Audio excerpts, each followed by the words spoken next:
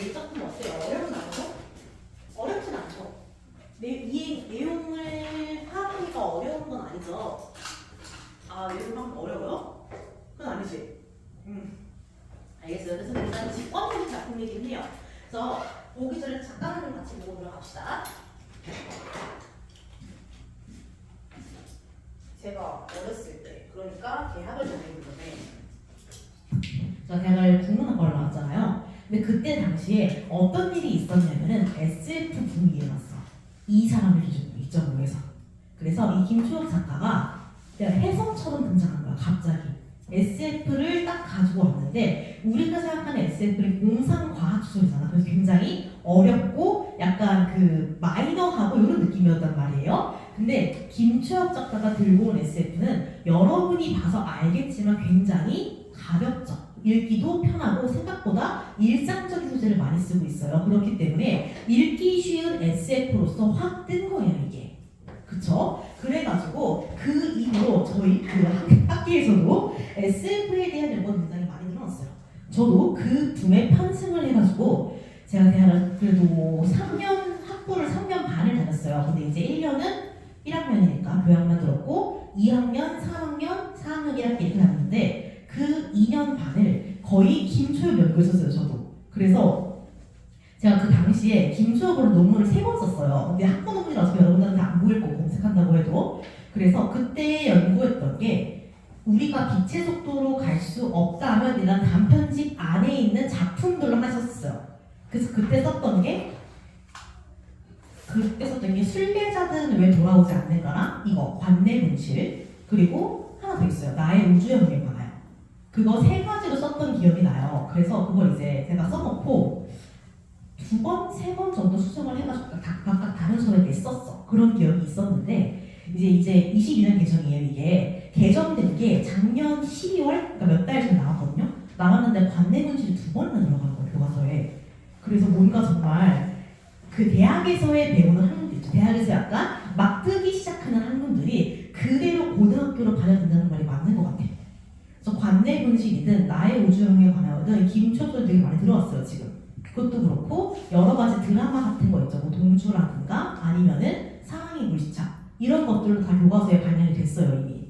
신기하죠? 그래서 여러분 교과서는 아닌데 비상 다른 교과서 강호영 교과서에 그러니까 뭐 군포중앙고나 흥진고 교과서에는 사랑의 불시착도 있어요. 잠깐 짧게 나와요. 신기하죠? 이런 식으로 생각보다 되게 여러분들이 접하는 일상에서 여러분들이 또 학교 시험으로 낼 수 있는 것들이 나오고 있다라는 겁니다. 그래서 이 작품도 되게 신기했어요. 처음 나왔을 때는 그렇게 트렌디하게 나오나 싶었는데 그렇게 나오더라고요. 그래서 아무튼 이 소설은요 되게 단순해요. 별 얘기 막 크게 우리가 어렵게 봐야 할 그 상징 같은 건 없고 전반적으로 흐름을 잘 따라가시면 돼요. 다만 이제 여기에 쓰이는 용어들만 잘 이해를 하면은 이해하시는데 큰 어려움은 없을 겁니다. 자, 그래서 그냥 한번 크게 들어가 볼게요. 늘 그랬다시피 오늘 이렇게 끊기지 이게? 늘 그랬다시피 소설은 구성의 3요소, 소설의 3요소 나와서 다 됐죠? 소설의 3요소 뭐예요, 여러분? 뭐야? 그거 구성이죠? 자, 우리 겨울 수업 들었던 친구들은 얘기할 수 있어야 되는데 뭐였어, 여러분? 우리 겨울 수업 들었던 요 구역 친구들 뭐였죠? 당신들입니다, 당신들. 뭐였어? 자, 기억 안 나죠? 자, 소설의 3요소라는 건요. 소설을 구성하는 3가지 요소. 첫 번째는 주제, 두 번째는 구성, 마지막은 문체입니다. 그래서 이제 우리가 그럼 그 제일 앞장 펴시면 되죠. 거기 지금 편대, 지민이가 편대. 교과서 기준 몇 쪽이죠? 19쪽이에요. 교과서 기준. 거기에요. 서정이죠 거기. 자, 그래요. 그래서 뭐 우리가 원래는 주제, 구성, 문체를 소설의 3요소라고 얘기를 하는데 우리가 보통 이제 문체를 볼 일은 거의 없기는 해요. 자, 봅시다. 그래서 일단 주제는 다 읽고 나서 다시 한번 얘기를 할 거고요. 구성은 크게 3가지로 나누죠. 구성의 3요소입니다. 인물, 사건, 배경이죠. 이 3가지를 먼저 짚고 들어가면 소설을 이해하기가 조금 더 쉬워요. 왜냐면 이건 소설을 구성하는 3가지의 요소니까. 이해되시죠? 자, 그래, 여기서 마지막은 뭐 문체인데 이 작품은 어쨌든 문체도 중요하니까 문체도 적어둘게요. 그래서 이렇게 소설의 3요소, 구성의 3요소를 기본적으로 잡고 들어갈 겁니다. 이해되시죠? 그래서 여러분들이 한 번 읽었으니까 이제 좀 알 거란 말이야. 그쵸? 인물은 누가 나와요? 여기서? 인물 누구 있어?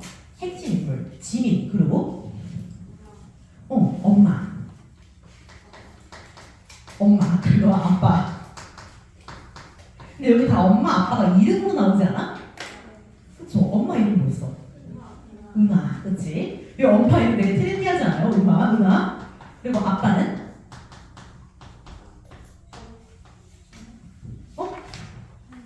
현욱, 맞아요. 아빠 이름이 현욱이죠?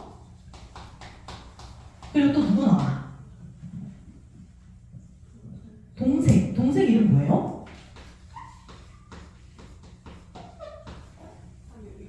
유민이, 맞아요. 또? 중간에 잠깐 나왔다 사라지는 사람 있어. 남편 이름 뭐야? 뭐예요? 준호, 맞아요. 남편 이름 준호. 거의 이 안에서 진행이 되죠. 자, 여기서 핵심 인물은 당연히 누구야? 일단은 지민. 얘가 없으면 이야기가 전개가 안 돼. 얘가 핵심 인물, 그치? 엄마도 핵심 인물, 은하도, 그쵸? 나머지는 뭐 보조적 인물이라고 해도 괜찮을 것 같기는 해요. 자, 그러면요. 일단 우리가 누가 봐도 주인공이 뭐야? 누구야? 지민이지. 근데 지금 이 소설에서는 얘를 나라고 하고 있어? 지민이라고 하고 있어? 지민이라고 하고 있죠. 그럼 주인공을 나라고 부르고 있지가 않네. 그럼 서술자가 어디에 있어요? 작품 밖에 있어. 애초에 나라는 말이 아예 안 나오죠. 그러니까 이거는요. 일단은 3인칭 관찰자거나 전지적 작가 둘 중에 하나일 거다라는 겁니다. 그쵸? 자, 그런데 누군가의 작품 안에 인물들의 내면을 쓰는데 어려움을 겪고 있나요, 혹시? 그쵸? 어느 정도 내면 다 보이죠? 특히 지민은, 그치? 그럼 이거는 전지적이야? 아니면 관찰자, 3인칭 중에서도? 전지적 작가죠. 그래서 이거는 전지적 작가 시점이라고 보시면 됩니다. 자, 여러분들이 시점을 구분하실 때는요, 일단 인물을 쭉 파악을 해야겠죠. 그리고 주인공 같은데? 아니면 이 사람이 어느 정도 중요한 사람 같은데? 싶은 사람이 나로 나오는지 아닌지 확인을 해야겠죠. 나라는 말이 아예 없으면 이건 소설자가 무조건 작품 밖에 있는 거잖아. 그래서 3인칭 관찰자 아니면 전지적 작가인데, 그런데 3인칭 관찰자는 등장인물의 내면을 잘 알지 못해요. 왜냐면 밖에 있고 관찰만 하니까 짐작만 하겠죠. 그런데 조금이라도 내면에 나오면 다 뭐예요? 모든 걸 다 알고 있는 전지적 작가 시점이다라고 봐야겠죠. 자, 그런데요, 이 소설은요 좀 특이합니다. 모든 걸 다 알고 있는 전지적 작가가 서술자임에도 불구하고 이상하게 한 명만 주구장창 얘기하고 있어. 그게 누구예요? 지민이라는 사람의 내면만 계속 얘기하고 있어. 그치? 다른 사람의 내면은 거의 안 보여줘요. 우리가 이런 걸 뭐라 그러냐면은 제한적 전지적 작가 시점이다라고 이야기를 합니다. 전작시는 전작시야. 어쨌든 작품 밖의 서술자가 이 작품 안의 인물의 내면을 서술하는 건 맞아. 근데 고전 소설처럼 모든 사람의 내면을 다 이야기하는 게 아니고 한 명만 콕 집는 거야. 그래서 그 사람의 내면에 대해서만 쭉 얘기를 하는 거죠. 마치 주인공 시점처럼, 그치? 우리가 이런 거를 제한적 전지적 작가 시점이다라고 이야기를 해요. 자, 이런 시점에서는요, 초점 화자가 누군지가 중요해. 누구에게 초점, 포커스를 맞추고 있냐라는 거죠. 여기서 누구예요? 지민이죠. 지민에게 초점을 맞추어서 이야기하고 있다라고 해서 제한적 전지적 작가 시점이다라고 봐야 한다는 거죠. 자, 그래서 이렇게 한번 정리를, 인물 가지고 시점까지 정리를 하고 그 다음으로 넘어갈 겁니다. 자, 그 다음은 사건인데요. 자, 소설에서 사건이라는 건요, 갈등이라는 뜻이야. 갈등이 있냐 없냐를 물어보는 겁니다. 그래서 사건은 다른 말로 갈등이라고 해야 한다. 자, 그래서 우리는요, 갈등을 크게 내적 갈등과 외적 갈등으로 나눠야죠. 내적 갈등은 뭐야? 누구야? 혼자서, 그치? 그래서 이 상황에 대해서 조금이라도 부정적인 감정이 있기만 하면 내적 갈등이야. 이 얘기를 왜 하냐면요. 여러분 3월 모의고사에 봤던 현대시 문제 기억나요? 남신지 주동 박시공방이나 기차 얘기 나오는 거. 거기에 내적 갈등이란 말이 나왔던 선지가 있어요. 두 번째 문제에. 아마 5번 선지였을걸? 근데 그게 내적 갈등이 일단 확실하게 나지문은 고민하는 게 나와. 근데 가지문은 고민하는 게 안 나오거든요. 근데 그게 내적 갈등인 이유는 현재 상황에 대해서 조금이라도 부정적인 채모한 마음이 있으면 무조건 내적 갈등이기 때문이에요. 그래서 그거 답이 내적 갈등 나오는 거예요. 아마 못 골랐을 확률이 조금 높아요. 왜냐면은 저도 이제 국어 강사방 이런 데 들어가 있는데 거기서도 계속 말이 나오는 거야. 왜 내적 갈등이 어딨냐고. 있죠. 일단 상황에 대한 부정적인 감정이 있으니까. 그래서 그런 것도 전부 다 내적 갈등이라고 봐야 하는 거죠. 그럼 외적 갈등은 뭐예요? 뭐라고? 인물과 인물을 말하고 싶었구나. 그래요. 그래서 외적 갈등은 갈등이 밖으로 나와야 돼. 그래서 인물과 인물이 갈등을 하든 아니면은 인물과 사회가 갈등을 하든 즉 사회의 제도와 맞서 싸우든 아니면은 인물과 자연이 맞서 싸우든 아니면 인물과 운명이 싸우든 그런 식으로 보통 네 가지가 나옵니다. 그래서 그런 것들이 외적 갈등이죠. 그래서 수선 보통 갈등의 문학이라고 해요. 그래서 그걸 가지고 사건을 전개해야 되기 때문에 그런 거야. 이 작품 같은 경우는 당연히 뭐가 나와야 돼요? 당연히 갈등이 있어야겠죠. 여기서는 갈등이 누구와 누구 사이에 생겨요? 너무 쉽죠. 이 사건에서는요. 지민과 엄마가 갈등을 해요. 그치? 당연히 뭐야? 외적 갈등인 거야. 그치? 물론 내적 갈등도 있긴 하겠죠. 왜냐면 지민이 계속해서 고민하잖아. 그치? 일단 크게 보이는 건 지민과 엄마의 갈등입니다. 그쵸? 이제 이것들을 내가 해소해 나가는 과정이 결말로 가는 과정이겠죠. 이 갈등이 어떤 식으로 해소가 돼요? 뭘 하면서? 뭘 하면서? 마인드를 찾으면서. 그래요. 마인드를 접속하기 위한 인덱스를 찾으면서 엄마를 온전하게 이해하게 되는 거죠. 그래서 이 이야기의 사건은 지민과 엄마의 갈등이고 핵심 소재는 뭐예요? 인덱스 찾기예요. 그쵸? 그래서 인덱스 찾기를 하면서 둘의 갈등이 해소가 되면서 결말이 나는 거죠. 그래서 인덱스를 찾는 순간 지민 엄마를 이해하게 되고 그렇게 갈등이 해소되는 게 이 이야기의 전반적인 흐름이다라고 봐야 하는 겁니다. 자, 그럼 배경은요? 배경은 보통 크게 나눠야죠. 시간과 공간으로.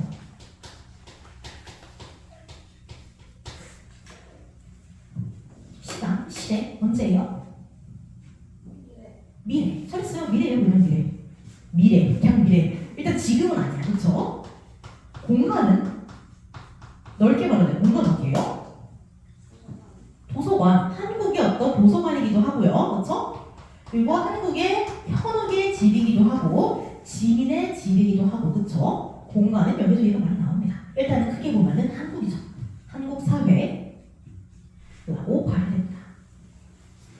그래서 일단은 요 구성을 가지고 좀 들어가 볼 겁니다. 일단 한번 그렇게 들어가 볼게요. 자, 그래서 차근차근 한번 같이 읽어 볼 겁니다.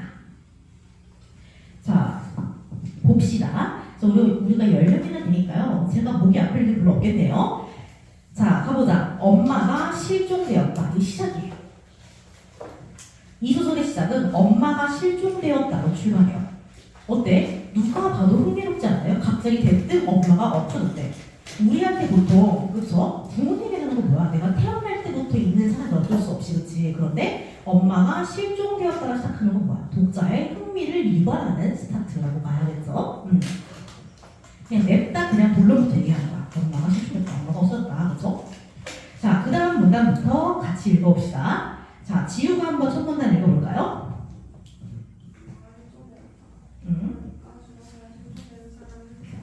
자, 여기 끌어볼게요.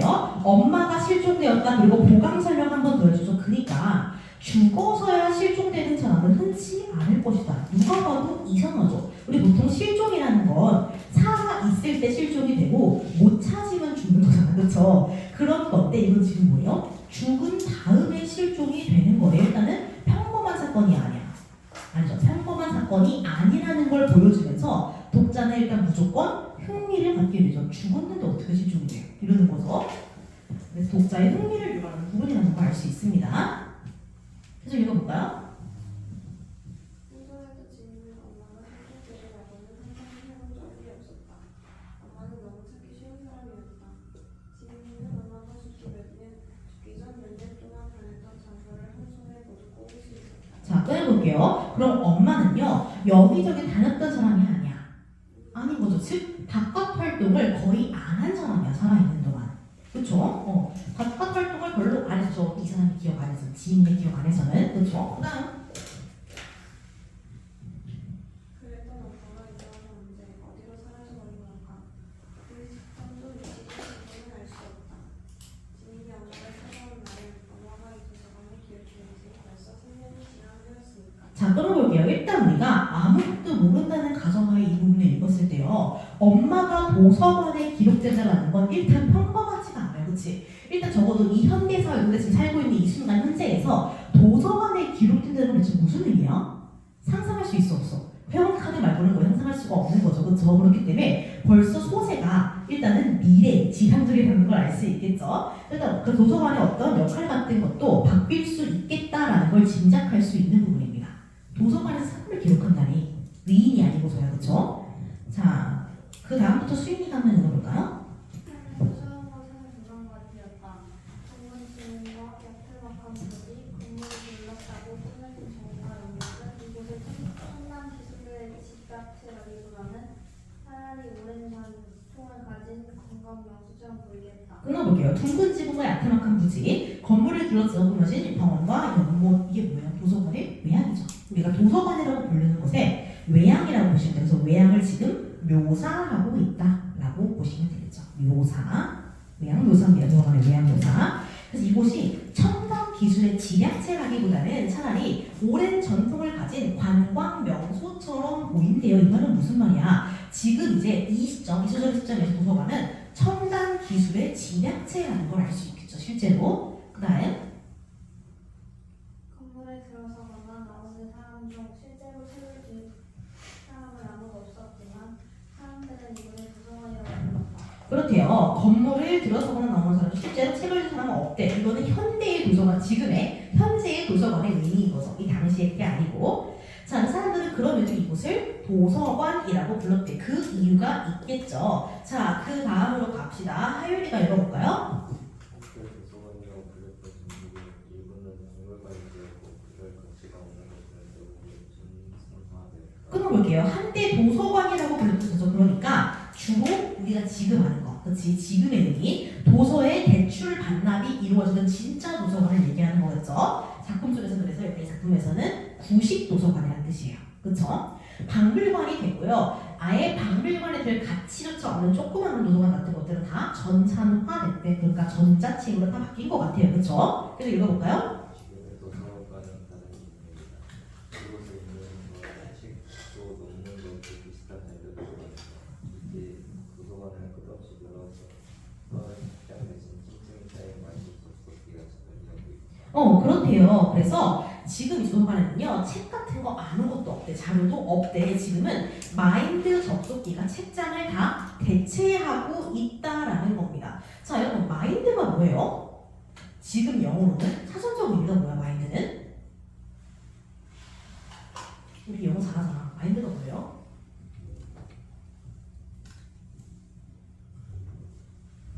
마인드는 사전적으로는 일단은 어떤 뭐 대상 그런 것들에 대한 의욕, 경향 이런 것들을 의미하는 말이잖아, 그렇죠? 또는 마음가짐, 심리 이런 걸 의미하는 말이기도 하고요. 근데 여기에서의 마인드는 뭐예요? 그러면 뭐게 여기서 마인드는 이 마인드를 모아서 한 사람을 만드는 거잖아, 그렇지? 그러니까 그 사람들의 일종의 뭐랄까 데이터의 집약체 이렇게 보시면 될 것 같아요. 여기서 마인드는 그래서 한 사람에 대한 데이터 집약체. 정보 몸 이렇게 보시면 될 것 같습니다. 자, 그 다음 하은이가 읽어볼까요?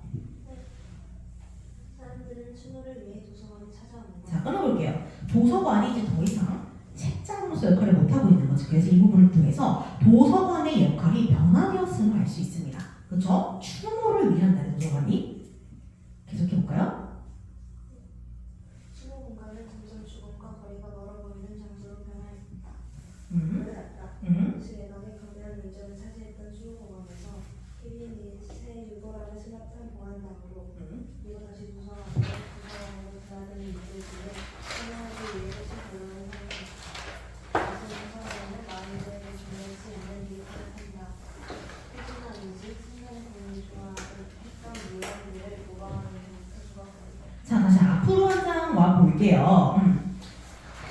어때요?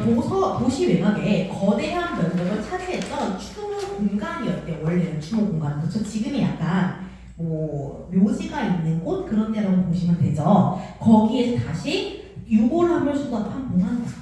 그럼 어떤 느낌인지 알겠다. 꼴당 같은 거 얘기하는 거야. 그리고 다시 어디로 왔대? 도서관으로 왔대요. 자, 그래서 도서관을 드나드는 이들 중에 헌화하는 곳, 그러니까 실물의 꽃을 가져오는 사람은 아무도 없대. 이건 뭐야? 그러니까 다 구식 방법의 추모인 거야. 실물의 꽃은. 그렇죠.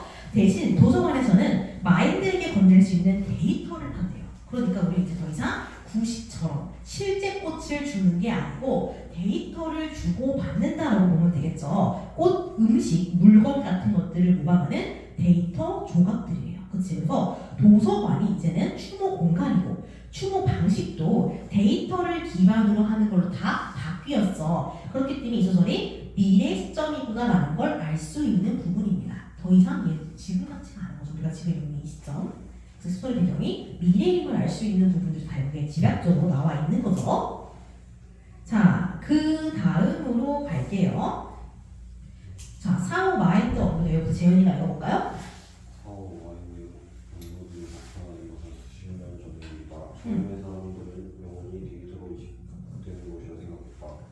육체는 죽어도 정신은 영원히 살아남게 될 것이라는 기대를 했다. 하지만 그 이식된 데이터는 고유의 자아와 의식을 가지지 않는다는 반론이 쏟아져 나왔다. 자아의 존재 여부를 확인하는 실험이 마인드들을 대상으로 수없이 행해졌다. 오랜 논란 끝에 학계에서는 마인드들이 단지 생존의 망자들을 그럴싸하게 재현해 보이라고 의견을 모았다. 자, 끊어볼게요. 자, 사후 마인드 업로딩에, 그러니까 사람이 죽은 이후에 그 사람을 구성하는 데이터, 정보들을 모아서 업로드하는 일이 보편화된 건 이미 꽤 오래된 일이래요. 처음에 사람들은 영혼이 데이터로 이식된다고 믿었대. 그래서 특이하죠. 그래서 이 사람의 영혼이 데이터로 들어간대. 영혼은 뭘 가지고 있어?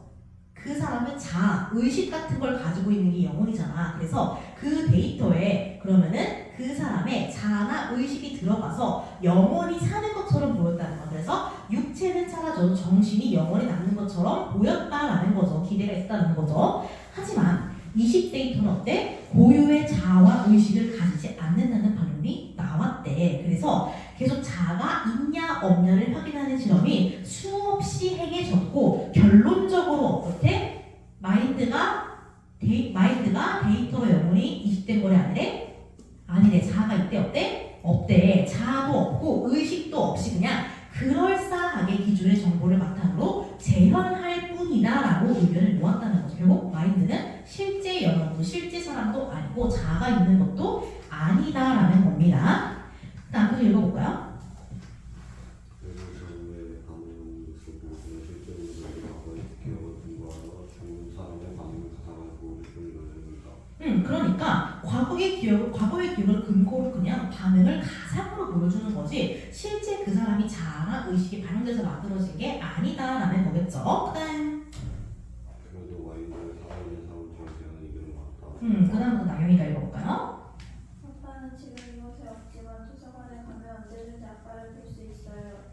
그렇게 활짝 웃으며 말하는 어린아이가 다큐멘터리에 나왔다. 짧은 광고 영상에는 한 여자가 사별한 남편과 마인드 접속기를 통해 감동적인 재회를 하는 장면도 보여주었다. 그럼 이 사례들은 다 뭐야? 영혼이 데이터로 이식된 거라고 보는 사례인 거죠. 이해되죠? 그래서 마치 영혼이 진짜 데이터로 이식돼서 그 사람의 자아와 의식이 존재하는 것처럼 마인드를 대하고 있다는 걸 알 수가 있겠죠. 자, 그 다음입니다. 서소미가 읽어볼까요? 학교에서 마인드를 어떻게 정의하든 마인드 도서관은 삶과 죽음에 대한 사람들의 생각을 바꾸어 보았다. 여전히 누구나 죽음을 두려워하지만 안겨진 사람들의 상실감이 달라졌다. 타인의 죽음이 우리에게 남기는 질문. 이를테면 그 사람이 지금 살아있었다면 뭐라고 말해주었을까? 살아있다는 이 이야기를 듣고 분명 기뻐해 줄 텐데 같은 질문의 답을 도서관에서 찾을 수 있게 되었습니다. 학회에서 마인드를 어떻게 정의하든 즉 마인드에 자아, 영혼, 의식이 없다고 아무리 정의한들 일단은 사람들은 어때? 삶과 죽음에 대한 생각이 바뀌었다는 거야. 죽음이 두려운 건 여전히 앞에서 죽는 건 무섭죠. 그렇지만 남겨진 사람들은 옛날만큼 상실감을 느끼지 않는다는 거야. 왜냐면 원하면 언제든지 가서 죽은 사람을 만나볼 수 있잖아. 데이터로 구현한 것들 어쨌든 그렇죠? 그래서 그런 답들을 도서관에서 찾을 수 있었으니까 이것들이 보편화되면서 사람들의 생각이 바뀌었다. 그렇지만 조금 그렇게 하다라고도 알 수 있겠죠. 자, 그 다음입니다. 이거 영상 한번 읽어볼까요?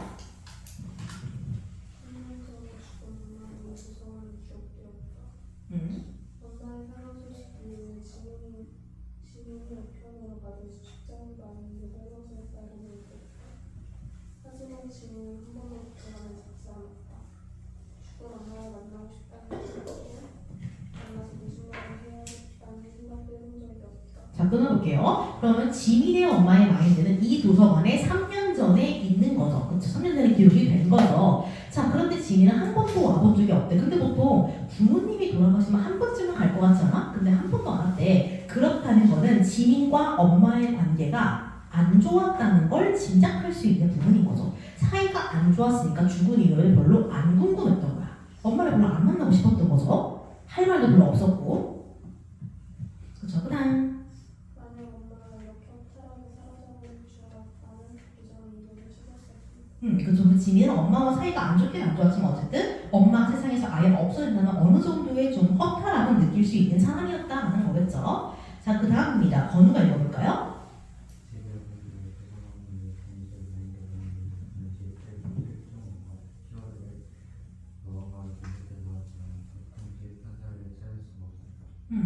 데이터가 지워진 마냥 우연히 그러다 아니면 부서한 우리가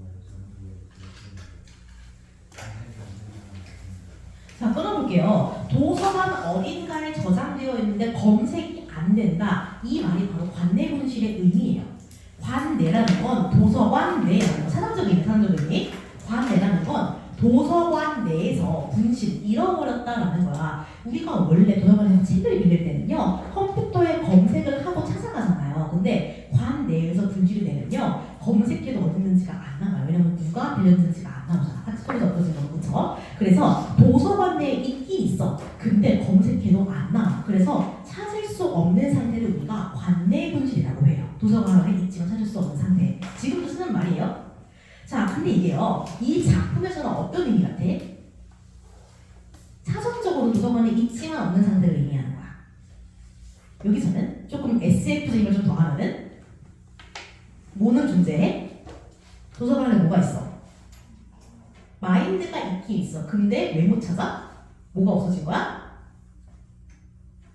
인덱스가 없어진 거. 잘했어. 인덱스가 없어진 거야. 그래서 엄마의 마인드가 관내에 있기는 있어. 그런데 인덱스가 분실돼서 못 찾고 있는 거야. 인덱스라는 건 우리가 그 책 같은 거에 우리가 인덱스 붙이잖아요. 바로 가려고, 바로 가기 같은 거잖아. 그래서 그게 없으면요, 검색해도 잡아낼 수가 없는 거야. 그렇죠? 그래서 찾지를 못한다라고 보시면 되겠죠? 자, 계속해서 읽어볼까요?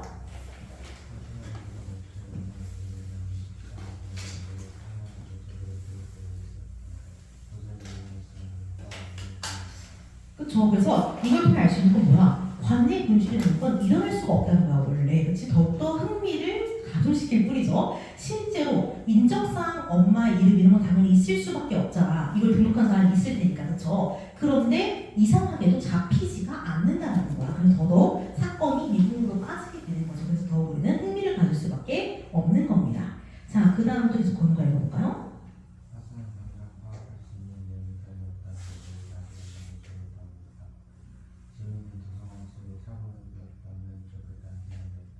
그래서 엄마의 분실이 지금 생각보다 이 아이한테 영향을 크게 미치고 있다는 걸 알 수 있겠죠. 찾았으면 좋겠다고 생각하는 거잖아. 오렸으면 좋겠다 생각하는 거니까요. 자, 그 다음입니다. 지민이가 읽어볼까요? 여기 지금 장면 전환이죠? 그래서 지민이 도서관에서 집으로 지금 이동한 거야. 그래서 장면이 전환이 된 겁니다. 그렇죠? 도서관에 있다가 지금 집에 들어와서 남편 준호와 이야기하는 부분으로 장면이 전환이 됩니다.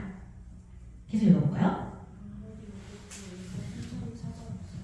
걱정은 준호의 시선이 지민을 향했다. 한참 중요한 시기인데 이런 일로 스트레스를 받으면 안 되니까. 자, 끊어볼게요. 이거 무슨 시기예요? 왜 중요한 시기야? 임신했으니까. 그렇지. 임신 초기라서 그런 거잖아. 계속 읽어볼까요? 지민은 고개를 끄덕였다. 저녁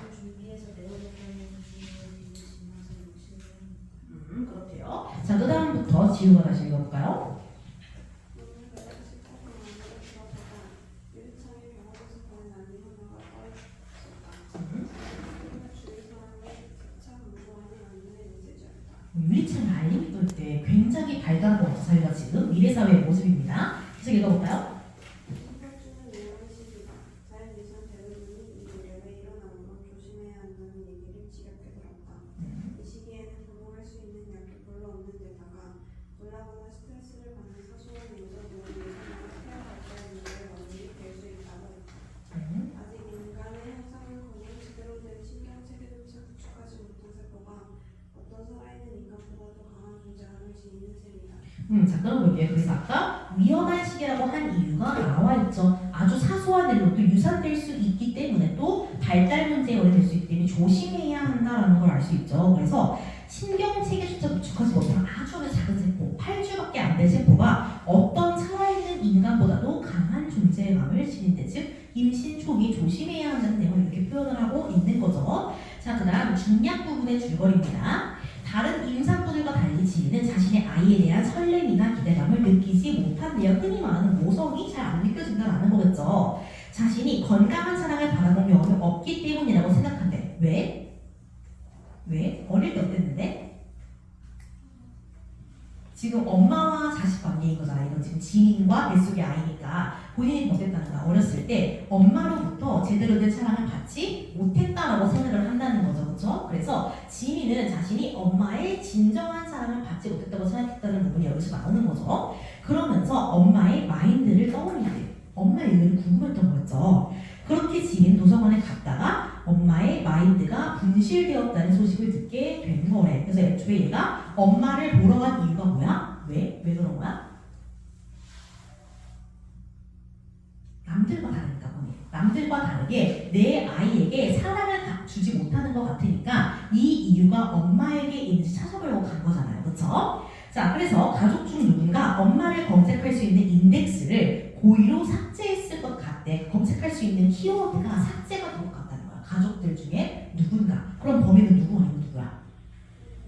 그치. 동생 아니면 아빠죠. 도서관 선생님 말에 지민은 일단 동생부터 만나. 왜 그랬을까? 아빠가 조금 더 불편했겠죠. 동생을 만난 거겠지. 그래서 지민은 엄마가 지민을 출산한 이후에 심한 산후 우울증을 겪었다는 사실을 떠올린대. 그죠? 그래서 이게 엄마의 어떤 출산 이후의 문제점이었던 거야. 엄마가 겪어야 했던 어려움 같은 거죠. 엄마의 실현인 거죠. 자, 그 다음입니다. 하은이가 읽어볼까요? 지인과의 관계를 완전히 돌이킬 수 없게 된건 너무 복잡했을까? 지인은 엄마의 부탁이 싫었고 자신의 소유물처럼 속자는 것이 지긋지긋했다. 엄마의 경우 원인이었는지 아니면 틀어진 두 사람의 관계가 엄마를 더 약하게 만들었는지 무엇이 성형인지는 명확하지 않다. 자, 끊어볼게요. 닭이 먼저였는지 달걀이 먼저였는지 알 수가 없다라는 거겠죠. 계속. 어쨌든 분명한 것은 누나와 지인이 어른으로부터 사랑을 포기했다는 것이다. 누나는 누구 가리키는 말이에요? 엄마를 가리키는 말이에요. 엄마와 딸이 서로를 포기했다라는 겁니다. 관계가 완전히 무너진 거죠. 자, 그 다음입니다. 수인이가 읽어볼까요? 엄마가 무너진 부부가 서로 우울증이었다는 점에서 지민 자신에게는 일종의 원죄가 있는 게 아닐까 생각한 적이 있다. 자, 왜 그렇게 생각한 거야, 지금? 왜 본인에게 원죄가 있게? 산후 우울증이 뭔데? 애를 낳고 나서 생기는 우울증이잖아. 그럼 지민 입장은 뭐야? 내가 안 태어났으면, 엄마가 나를 낳지 않았다면 엄마는 우울증에 걸릴 이유도 없었을 거라 생각한 거야. 그래서 본인은 태어난 것부터가 죄라고 생각하게 되는 거죠. 이걸 원죄라고 해요. 태어날 때부터 갖고 태어나는 죄인 거죠. 그렇죠? 그 다음 계속 읽어볼까요? 자신이 낳지 않았다면 엄마는 자신의 삶을 멀쩡하게 살지 않았을까 하는 죄책감과 하긴 자신이 그런 대우를 받을 이유는 없었다는 것이 지민 안에서 상충했다. 끊어볼게요. 내적할 때 있어 지금 이거. 그래서 엄마는 자신의 삶을 나만 없었다면 살 수 있지 않았을까라는 죄책감이 동시에 들고 나 때문에 그렇게 된 거니까 한편으로는 나는 그래 딸인데 이런 반발심이 계속 드는 거야. 그래서 죄책감과 반발심이 계속해서 부딪히고 있는 거죠. 계속 읽어볼까요? 미워했었지. 그런데 이는 더 원망해서 얻을 것도 없잖아. 자, 이거 누구한테 하는 말이야? 동생한테. 그치? 그래서 동생과 만나 얘기하면서 잠깐 과거를 회상한 거야. 여기까지 회상해, 위에까지. 다시 한번 이 대사를 통해서 현실로 돌아왔음을 알려주는 거죠. 그렇죠? 이 대사가 현재로 돌아와서 동생에게 하는 말이다라고 보시면 됩니다. 그 이전까지는 과거 회상이죠. 다음. 지민이 확신 없는 태도로 말했다. 그래서 아직은 확신이 없었다는 거죠. 자, 그러면요. 지민이 더 원망해서 어릴 것도 없잖아라고 말하는 이유는 뭐예요? 단순하죠. 엄마가 아직 없잖아. 그러니까 더 원망한데 그 무슨 말을 들을 수가 없다는 거야. 그치? 그래서 일단 원망 대상이 사라졌고 또 엄마가 이미 돌아오셨기 때문에 이 갈등은 해소가 안 될 것 같은 거야. 그렇기 때문에 아무리 원망을 한들 갈등을 해결할 수가 없는 거죠. 결국 엄마가 돌아가셨기 때문에 다 의미가 없는 일이 된 겁니다. 자, 그 다음입니다. 하윤이가 읽어볼까? 지민과 이모 사이에 침묵이 잘 나왔다. 지민이 어른을 가져가 물건을 차려가시면서 생전에 엄마를 생각했다. 지민이 엄마가 싫어했다는 누님의 말은 틀리지 않았다. 지민에게 엄마에게 대한 긍정적인 기억이 거의 남아있지 않았다. 대개의 기억은 멍하니 상념에 잠겨있던 엄마의 뒷모습이었다. 얼음이 다 녹아 묽어진 홍차에 그만큼 마주 앉을 시간이 길어진 거지, 그치? 근데 지민은 어때? 생각해보니까 엄마가 자기한테 긍정적인 기억으로 남아있었던 적이 없었다는 걸 알게 돼. 왜? 엄마는 거의 아무것도 안 하고 멍하게 있었으니까. 이거 왜 그런 거예요, 엄마는? 엄마는 우울증 때문에 그런 거잖아, 그치? 그래서 그 부분 때문에 엄마에 대한 기억이 대부분 부정적이었다는 걸 떠올리게 돼. 사이가 안 좋았으니까요, 그쵸? 자, 그 다음입니다. 재현이가 한번 읽어볼까요? 그래서 어떤 기억을 선명하게 떠오른다. 그날 문을 열었을 때 가장 먼저 보인 것은 너무 어린 보도 탁자였다. 전등이 침대에 쓰러져 있었고 안에 학들이 흩어져 있었다. 아까도 무슨 일이 있었던 것 같다. 지민을 보고 엄마가 보이고 있었다. 자, 끊어볼게요, 여기서. 자, 그날 집 문을 열었는데 어때? 가장 먼저 보이는 건 탁자가 넘어진 거고요. 전등은 침대 위로 쓰러져 있었고 알약들이 다 흩어져 있을 때 밤에 어때? 정돈 돼 있어, 안 돼 있어? 잔뜩 어질러져 있는 것을 누가 느꼈어? 엄마가 그랬겠죠. 그래서 엄마가 지금 굉장히 불안정한 정신 상태인 거야. 그렇기 때문에 집을 엉망으로 만든 상태로 두고 있었다는 거죠. 그리고 지민을 보자마자 심지어 엄마가 소리를 질렀대. 지금 엄마의 상태가 매우 불안정하다는 걸 알 수 있는 부분인 거죠. 자, 넘어가 볼까요? 송중이 너도 이제 내 아빠처럼 나를 무시하는 거니 전화를 왜 안 받아? 자, 끊어볼게요. 자, 엄마가 지금 지민한테 하는 말이죠. 너도 이제 네 아빠처럼 나를 무시하는 거니? 이 말은 뭐예요? 네 아빠도 나를 무시하고 너도 무시한다. 즉 우리 가족은 모두 나를 무시하고 있다라는 거죠. 엄마가 느끼기에 가족은 모두 본인을 무시하고 있다고 생각을 하는 겁니다. 그렇죠? 그러면서 뭐라 그래? 전화는 왜 안 받냐는 건 집착을 하고 있는 거죠. 그래서 가족들이 나를 무시하니까 더더욱 가족들에게 통제하고 집착을 하는 모습을 보이고 있는 거야, 아빠가. 그렇죠? 자, 그 다음입니다. 그 다음부터는 나경이가 한번 읽어볼까요? 지민은 뭐라고 말해야 엄마를 진정시킬 수 있을지 알 수 없었다. 지민은 그냥 친구들과 있다가 늦게 들어갔을 뿐이다. 밤 9시가 조금 넘은 시각이었다. 끊어볼게요. 그럼 지민은 엄마가 이렇게까지 소리 지를 만한 일이라고 생각하는 거야? 엄마가 괜히 잘못 생각하는 거지. 나는 그냥 별로 잘못한 것 같지도 않은데 엄마가 괜히 마음 불안정해서 통제하고 집착하니까 괜히 나한테 저렇게 화풀이 하는 거야 라고 생각을 한 거겠죠. 그래서 읽어볼까요? 하지만 그 사실을 지적하더라도 신경질적인 비난만이 돌아올 것이다. 자신의 잘못이 있다면 단지 엄마의 전화를 받지 않은 것뿐인데 지민으로서는 어쩔 수 없었다. 전화를 받으면 엄마는 소리를 질렀을 것이고 지민은 다시 숨이 막히는 기분을 느꼈을 것이다. 끊어볼게요. 그래서 엄마가 지금 어땠다는 거야? 계속해서 지민에게 집착하는 모습을 보였고 지민은 그걸 피하고 싶어서 전화를 안 받은 것뿐이죠. 이게 본인의 유일한 잘못인데 내가 저렇게 엄마의 소리 지름을 들어야 할 정도로 심각한 잘못은 아닌 것 같다. 엄마를 이해하지 못하겠다라는 게 지민의 입장이죠. 자, 그 다음입니다. 서서히가 읽어볼까요? 그녀는 어디 가지 않니? 나는 이렇게 엄마 노력하려고 안 다니고 있었는데 끼라는 녀석들은 어떻게 제 아비야 하는 것처럼 그쵸? 그놈의 눈은 어딜 가지 않네. 지금 이거 누구 원망하는 거야? 스스로 아닐 거 아니야, 그치? 아이의 유전자는 보통 부모에게서 오잖아. 스스로 아니까 누구를 원망하는 거예요? 남편을 원망하는 거지, 그치? 아버지 결을 원망하는 거죠. 난 이렇게 엄마로서 역할을 다하려고 안간힘을 쓰는데 어떻게 이 자기 새끼라는 것들이 아버지처럼 저럴 수밖에 없냐는 거야. 즉 계속해서 아빠를 닮아서 나를 무시한다라고 화를 내고 있는 부분인 거죠. 계속 읽어볼까요? 지민은 내던지고 싶은 마음을 전해말했다. 엄마 왜 집에서 이렇게 버티고 있어? 제발 이번에 이건 안 하겠다고 고집부렸다가 말이잖아. 이게 무슨 엄마 노릇이야? 자, 끊어볼게요. 그래서 지민은 엄마가 뭘 하길 바라는 거야? 입원해서 치료받기를 바라는 거야. 지금 이런 우울증 같은 것들을. 그래서 지민이 생각하는 이렇게 신경질적인 모습으로 자식한테 집착하는 게 엄마 노릇이 아니다라고 생각을 하는 거죠. 물론 그렇겠죠. 그 다음 엄마의 흔들리던 시선이 중요해. 자, 그 다음부터 지민이가 읽어볼까요? 엄마가 해주는 밥이나 빨래 설거지 같은 거 필요 없으니 그냥 먹어주고 싶어진다. 빈정거리는 지민 앞에서 엄마의 표정이 변했다.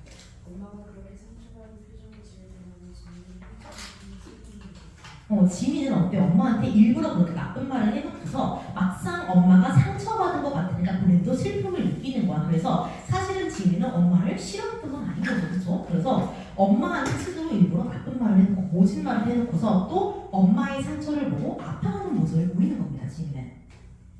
자, 뭐 애증이죠, 애증. 자, 계속해서 읽어볼까요? 엄마는 언제나 스스로를 피해자로 만들었다. 그럴 거면 우리의 소리를 지르지 말지. 아빠에게 저주의 말을 퍼붓지 말지. 우리가 한 시간만 대화를 갖지 않으면 비명을 지르는 대신 그냥 떨어져 살지. 멀쩡할 땐 사랑한다는 말을 했다가 불안해지면 어쩌면 인생의 마음이 붙였다고 말하지 말고. 자, 끊어볼게요. 자, 앞에 거는 다 뭐야? 우리한테 소리를 지르고 아빠한테 저주를 하고 비명을 지르기 시작하는 거 다 엄마의 마음이 불안정해서 그런 거죠. 그래서 그동안에 엄마의 그런 불안정한 상태로 인한 행동들을 열범하고 있는 거죠. 그 다음 또 있어요. 멀쩡한 때에는 사랑한다고 했대. 그 정신이 안정적일 사랑한다고 했다가 돌아서면 또 너 때문에 인생을 망쳤다고 막 뭐라 그랬대. 결국 불안정한 상태로 인해서 계속 엄마는 일관성 없는 행동을 반복했던 거야. 그래서 우울증이 심한 부분인 거죠. 계속 서로가 없는 존재인 것처럼 일찍부터 서로를 체념하고 살았다는 불편했을 텐데 어디서부터 잘못되어버린 것인지 알 수 없었다. 아예 처음부터 그냥 우리가 모르는 사실 아예 남이었으면 좋겠다라는 거죠. 이렇게 가족이란 이름으로 서로 고통을 받을 거라는 그렇죠? 자, 그 다음입니다. 영서가 읽어볼까요? 엄마는 예전에 울고 있었다. 왜 놀라시는 거니? 내가 이렇게 너를 위해 지금 엄마는 계속 뭘 하고 있어? 나는 엄마 노릇하려고 굉장히 애쓰고 있다. 다 너를 위해서 하는 행동이다. 라고 얘기를 하고 있는 거죠. 그래서 아까의 엄마 노릇에서 연결되는 부분이라고 보시면 될 것 같습니다. 시켜볼까요? 엄마한테는 나를 아무것도 없어. 난 너무 힘들어. 이럴 바에는 그 엄마는 좀 그만하면 안 돼? 엄마의 표정을 마주보면 무너질 것 같았다. 지민은 엄마와 자신 사이에 남아있던 약한 끝나서 잘라내고 싶다는 충동을 느꼈다. 엄마의 표정을 마주보면 무너질 것 같았대. 아까 얘기했던 엄마의 상처받은 막 표정을 보면서 아파하는 본인과 연결이 되어 있는 부분인 거죠. 그래서 일부러 더 그렇게 얘기하는 겁니다. 그래서 지민은 엄마와 자신 사이에 남아있는 약한 끈, 그러니까 혈육이라는 끈, 그거 말고 지금 남아있는 게 없잖아요. 그렇죠? 그거를 잘라내고 싶어 하고 있는 거야. 그것마저 없으면 좋겠다. 아예 남이었으면 좋겠다라고 생각을 하는 거죠. 계속 읽어볼까요? 그 대화는 지민이 기억하는 엄마와의 마지막 대화였다. 얼마 지나지 않아 엄마는 결국 병원에 들어갔다. 지민은 대학을 도중에 그만둬 한국으로 나왔다. 그렇죠. 그래서 결국에는 그 대화, 엄마에게 모진말을 했던 그 대화를 마지막으로 엄마와 더 이상 대화할 일이 없었던 거야. 엄마는 입원했고 지민은 한국을 떠났고, 그렇죠? 자, 그 다음입니다. 건우가 읽어볼까요?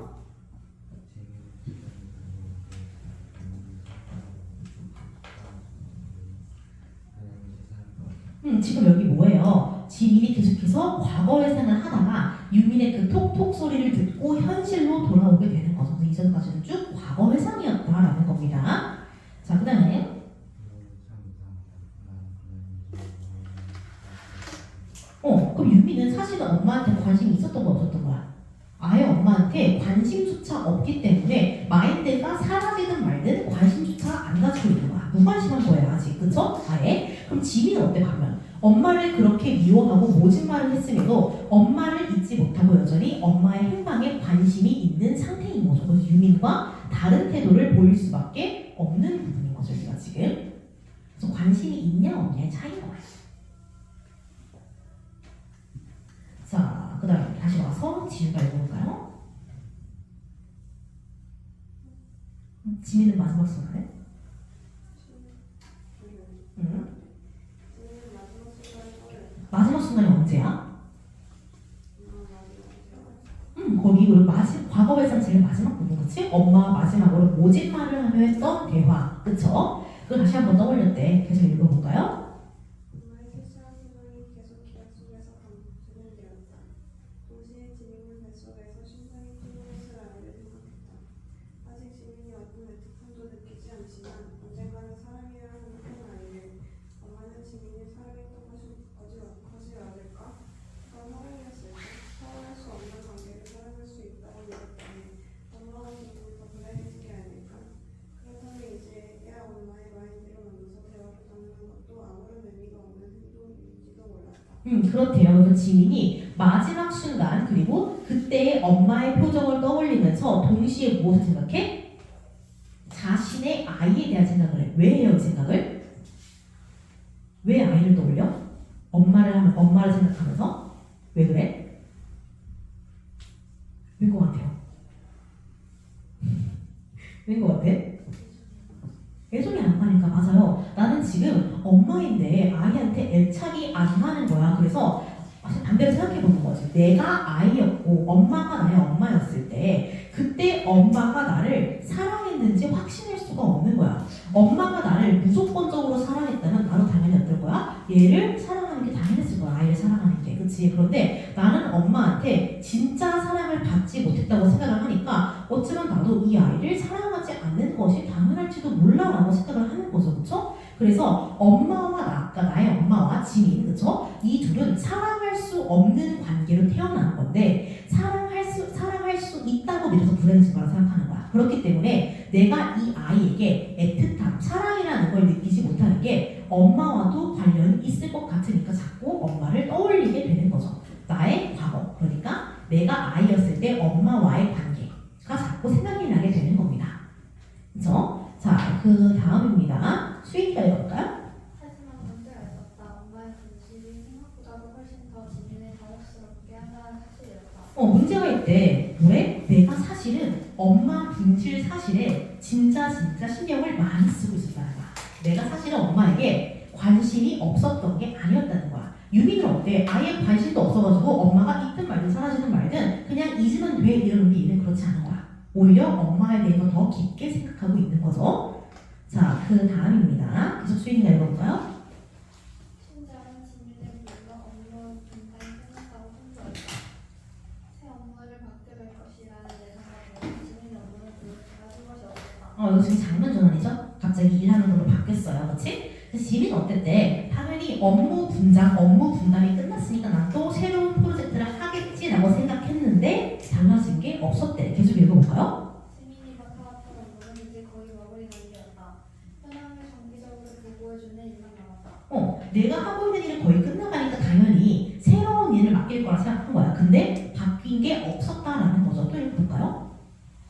팀장은 지민이 곧 출산 효과와 육아휴직을 가질 것을 염두에 두고 새로운 일은 당분간 맡기지 않을 생각일 것 같았다. 그러니까 어쨌든 넌 애도 낳아야 하고 또 키워야 되기도 하니까 굳이 새로운 일을 더 맡을 필요가 없겠구나라는 판단 하에 내린 결정인 거죠. 자, 그 다음입니다. 하은이가 읽어볼까요?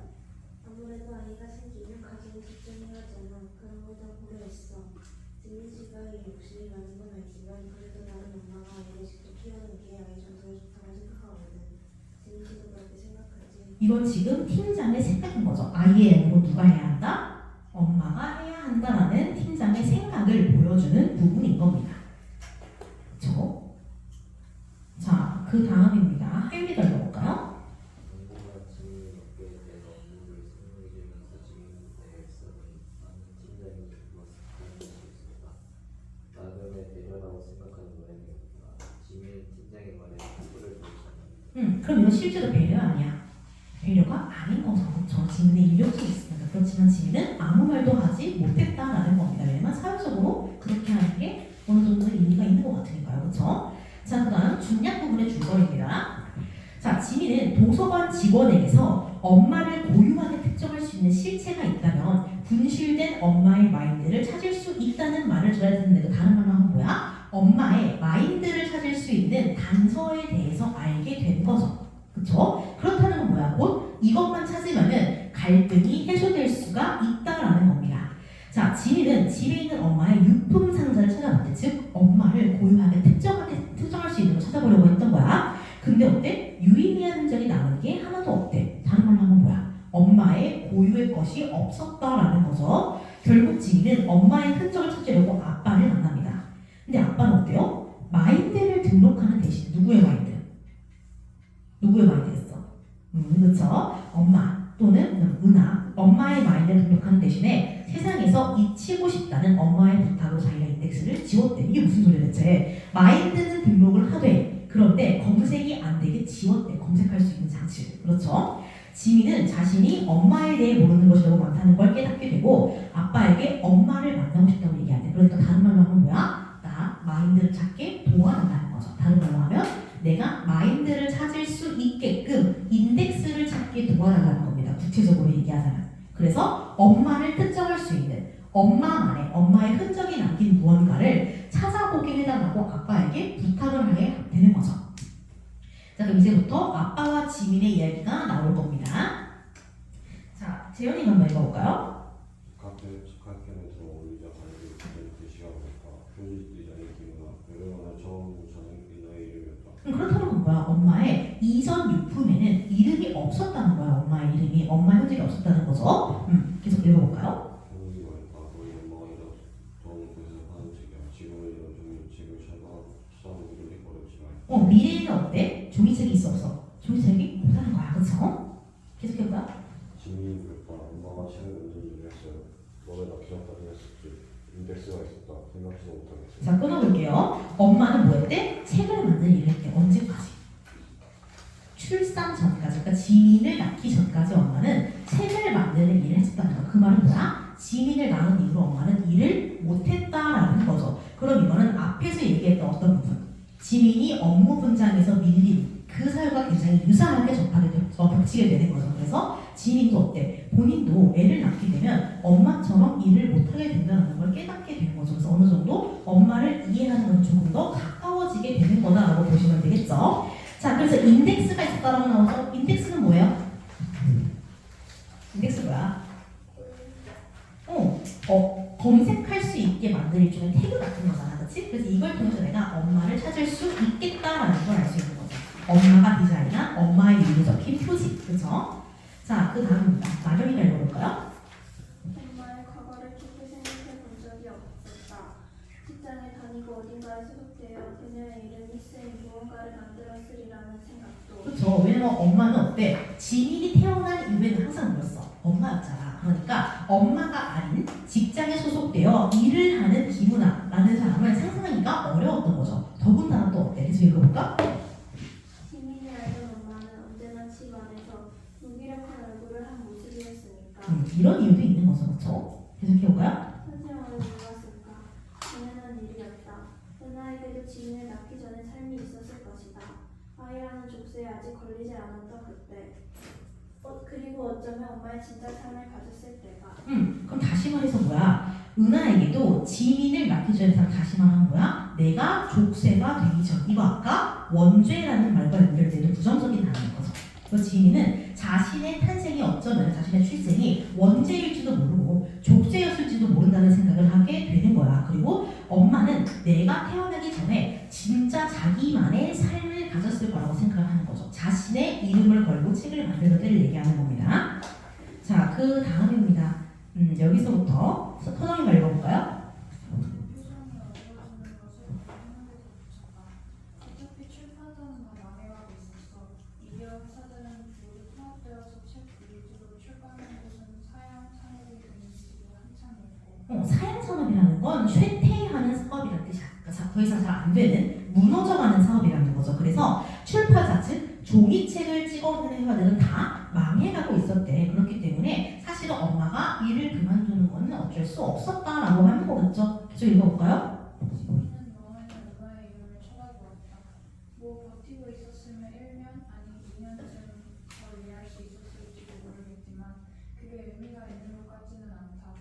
하필 그때 출산휴가를 낸 너희 엄마가 우선순위에 올랐을 뿐이지 그게 내 탓은 아니었어. 이걸 통해 알 수 있는 건 뭐야? 당시에 어때? 사회적으로 일단은 종이책을 출판하는 출판사하고 쇠퇴했어. 그렇기 때문에 잘 안 되는 사업 반드시 어때요? 사람들을 많이 잘라야 돼. 망해야 돼. 그렇지? 그렇기 때문에 정리해고를 하려 했는데 누가 우선이었다는 거야? 지민의 엄마가 우선이었다는 거죠. 왜? 출산휴가를 냈으니까. 그렇죠? 출산휴가를 내서 어차피 일을 안 하잖아. 그렇기 때문에 우선순위에 올라서 자연스럽게 일을 그만두게 된 거고 어차피 그래서 네가 안 태어났더라도 그냥 시간의 차이일 뿐이지 엄마는 언젠간 일을 그만뒀을 거다. 그러니까 네가 결정적인 이유가 아니다라고 위로를 하고 있는 거죠. 너 때문은 아니다라는 거니까. 자, 계속해 볼게요. 그의 말이 틀렸다고 할 수는 없었다. 임신이 아니었더라도 언젠가 나는 출판사를 그만둬야 했을 것이다. 지민의 어린 시절 기억에도 종이책들은 대부분 사라진 지 오래였으니. 그렇대요. 자, 그 다음부터 영서가 읽어볼까요? 하지만 우리에게 주어진 인간 가치가 종이책 표지를 만드는 일만 아니었을 것이다. 버티고 있었다면 어떻게 붙잡고 있었다면 그녀는 잘 일할 수 있었을지 모른다. 버티고 있었다면 어떻게든 붙잡고 있었다면 다른 말로는 뭐야? 일을 그만두지 않았다. 어떻게든 다른 일을 계속해서 이어갔다면 그렇죠? 직장을 계속 다녔다면 이거가 그냥 우리가 떴다고 생각한다. 나는 내 엄마를 그렇게 될 줄은 몰랐지. 그 엄마가 아니었어. 하나는 분명하게 말했다.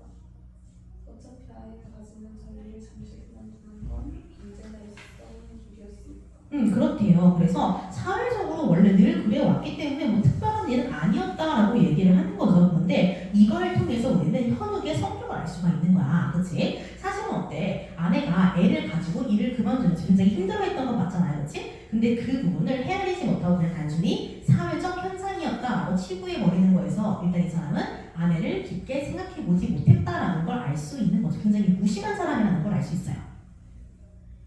그래서 어쩌면 이런 부분들이 그쵸? 지민의 엄마가 은하가 계속해서 아빠를 원망하게 된 이유일 수도 있는 거죠. 이런 무심한 면들이 본인의 마음을 헤아리지 못한 면들이. 자, 그 다음입니다. 번호가 한번 읽어볼까요? 결국 뭐야? 그래서 하나하나의 일들이 모여가서 계속 점점 더 안 좋은 일을 불러왔다라는 거야. 그러니까 뭐 일을 그만둔 일 이런 걸로 계속 점점 더 무너지게 됐다라는 거죠. 계속 읽어볼게요.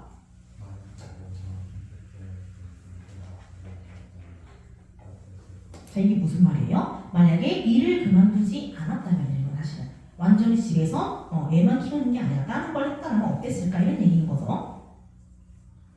그 다음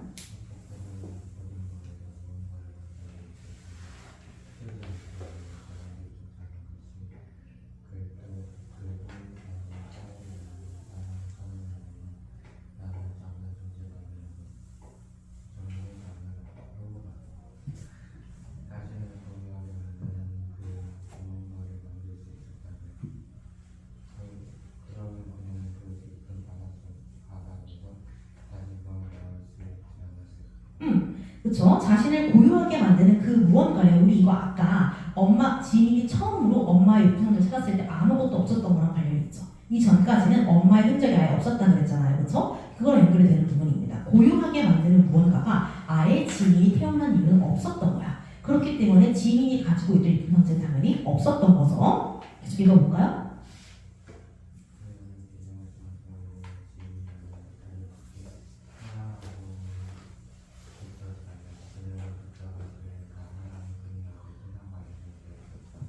그러니까 다시 말해서 지민의 엄마가 자신을 낳고 출산과 육아 때문에 세상과 완전하게 단절되지 않은 채 무언가 아주 작은 거라도 연결이 되어 있었더라면 조금 더 행복했을 거라고 생각하는 거야. 지금처럼 불행하지는 않았을 거다라는 거죠. 그래서 일을 그만두고 자신을 낳고 육아를 하면서 아무것도 흔적을 남지 못하게 되었을 때 그럼 그때 비로소 엄마는 완전히 무너진 거라고 생각하는 거야. 연쇄적으로 무너진 거죠. 그래서 그 다음 스스로 지금 의문을 품고 있는 거죠. 아마 아닐 거라는 답을 가지고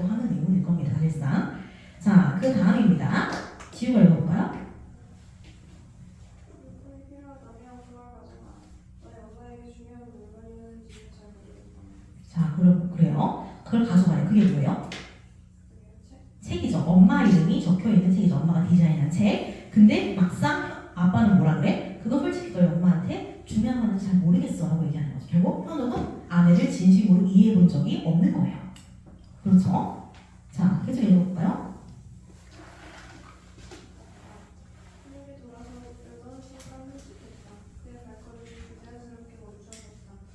아빠는 그동안 한 번도 엄마를 사준 적 없어요. 그럼 조직적해야 되는 것도 아니고 부탁해야 유언을 들어준 적도 없고 가서 인덱스를 잃어버린 게 다예요? 지금 지민은 아빠에게 화를 내고 있는 거죠. 계속 해볼까요? 정확히 누구를 엄마가 해준 건지 또 이제는 알 수 없었다. 지민은 그냥 누군가를 향해서 화를 내고 싶었다. 원래 지민이 원망했던 건 누구야? 원래는 엄마였죠. 근데 이제 더 이상 나는 엄마를 향해서 원망하는 게 많아서 지금 의문에 빠진 거야. 그래서 더 이상 누구에게 원망을 해야 할지 모르겠다는 상태로 이렇게 결이 되는 거죠. 그렇게 엄마를 세계에서 고립시키고 완전히 죽지도 못한 채로 완전히 연결되지 않은 사람으로 만들면서 미안한 적이 없었어요? 후회한 적도? 엄마를 세계에서 고립시키고 이건 뭐야? 검색이 안 되게 만든 거야. 인덱스를 지워서. 그럼에도 불구하고 어때? 엄마는 완전히 죽지 못한 채로 어디에도 연결되지 않았어. 그러니까 엄마는 마인드로 지금 남아있죠. 비록 영혼 의식이 없다고 하더라고. 그래서 엄마 결국엔 세상에 붙어있는 거야. 마인드라는 형체로. 그럼에도 어때? 아무도 그를 찾을 수 없기 때문에 엄마는 단절되었다라고 본 거죠. 그래서 고립되면서도 죽지 못한 채 연결되어 있다라고 본 겁니다. 연결되어 있지 않다라고 본 겁니다. 그 다음 그런 지민 스스로를 향한 기분인지도 모른다. 다시 말해서 뭐야? 어쩌면 엄마를 세계에서 고립시킨 건 누구였다? 지민일지도 모른다. 나 자신일지도 모른다고 생각한 거죠. 그렇죠? 일단은 본인의 출생으로서 엄마는 고립된 게 맞고 그리고 그런 엄마에게 한 번도 따뜻해지지 못했으니까 그런 거겠죠. 자, 그 다음에 정장이 열렸다. 현욱의 표정은 알 수 없었다. 그의 뒤통수를 뚫어져라 보고 있으면 그의 생각을 알 수 있을까 싶었다.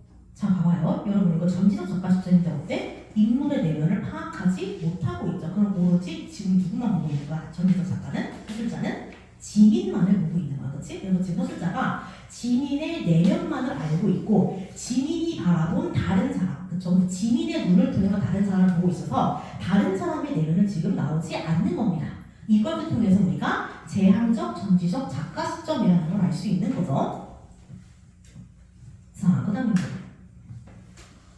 그 다음 수인이가 읽어볼까요? 한참이 지난 후에요. 한참이 지난 후에야 현욱의 낮은 목소리가 침묵을 깨고 들렸다. 지민아, 넌 마인드에 현욱이 분석해 본 적이 없다고 그랬지. 현욱의 목소리가 들려들었다. 나는 봤어. 그거 너무 진짜 같았다. 지민의 말은 실망이 생겼다. 자, 끊어볼게요. 너무 공포영화 도입부 같지 않나요? 그죠? 자, 그거 현욱은 어때? 그게 너무 진짜 같았기 때문에 더 이상 볼 수가 없었다라는 말을 하고 싶었던 거겠죠? 계속 볼게요. 죽어서까지 나를 만나는 게 고통일 거라고 생각했어. 단 한 번이었지. 그걸 만날 수가 없었다. 죽어서까지 나를 만나는 게 고통이래요. 왜? 왜 나를 만나는 고통이었을 것 같아? 싫어해서. 그냥 싫어했으니까. 오케이. 왜 싫어한다 생각하는 거야? 그게 때문에 임신해서. 너무 그러니까 너무 1차원적이죠. 잠깐만 그거는. 그쵸? 그런 거라기보다는요. 어쨌든 아내와 남편 사이잖아. 근데 아내가 어때? 산후 우울증을 굉장히 힘들어했고 끝까지 우울해 나갔죠. 근데 그 와중에 어때? 본인은 한 번도 아내의 마음을 진심으로 헤아려 본 적이 없다는 걸 깨닫는 거야. 그래가지고 죄책감을 느낀 거죠. 아내에게 미안한 거야.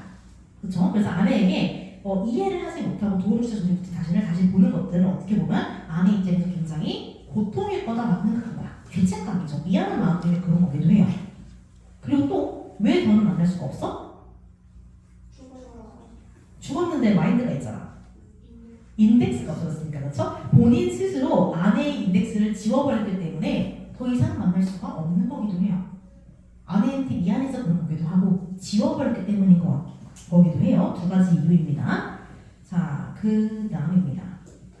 이렇게 읽어볼까요? 숨이 목이 걸린 듯 넘어가지 않았다. 현욱은 틀렸다면 엄마는 여전히 그놈 어딘가에 있다. 단절된 채로 아직 접속되지 못한 채로. 그럼 더는 만날 수 없었다라는 말에 지금 반발을 가지고 있는 거죠. 그 말은 뭐야? 내가 엄마를 세상에 다시 연결시켜 줘야겠다라는 의지를 드러내는 부분이기도 하죠. 그렇죠? 엄마가 아직 있어. 근데 단절되고 접속되지 못했으니 내가 가서 연결을 해줘야겠다라고 생각하는 부분이겠죠. 그 다음 편에 때 나옵니다. 자, 하이브를 읽어볼까요? 엄마를 찾아야겠다. 책이 한가운데 있었으니까 이야기 하나의 주인공이었으니까 인덱스를 가져오거나 쏟아지는 주행 속에서 춤을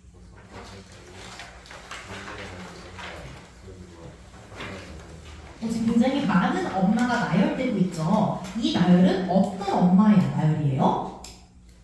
어떤 모습이야, 엄마의? 세상에서 이치기 전, 그렇죠. 결혼하기 전 또는 출산으로 인해서 단절되기 전 세상과 그렇지? 그래서 자신을 마음껏 표현하며 살았던, 자신의 존재를 드러냈던, 자신의 고유한 모습을 드러냈던 그런 엄마의 삶을 열거하고 있다라고 보시면 되겠죠. 자, 그 다음입니다. 하은이가 한번 읽어볼까요? 지민은 엄마를 생각했다. 엄마는 지민의 다른 얼굴을 하고 있었을 것이다. 그녀도 아이를 가져서 돌아왔을까. 그렇지만 사랑하겠다고 조심했을까. 자, 끊어볼게요. 엄마는 지민을 닮은 얼굴을 하고 있었을 거예요. 뭐예요? 엄마가 지금 나와 유사한 처지, 즉 내가 엄마와 유사한 처지다라고 생각을 하고 있는 거죠. 그래서 엄마의 과거를 상상해요. 엄마도 두려웠을까? 아니면 그럼에도 사랑하겠다고 했을까? 하면서 계속 자기랑 비교를 해. 그러면서 엄마를 이해하려고 노력하는 거야. 엄마의 과거를 상상하면서. 그렇죠? 자, 그 다음은 그렇게 지민 엄마라는 이름을 얻은 엄마. 원래 이름을 잃어버린 엄마. 세계 속에서 분주된 엄마. 그럼 이 엄마들은 뭐예요?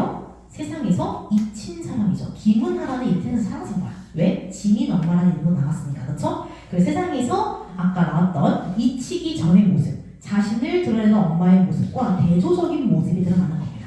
그냥 지민의 엄마로서 존재하던, 즉 고유한 모습이 없는 엄마의 모습이 열거가 되고 있는 거죠.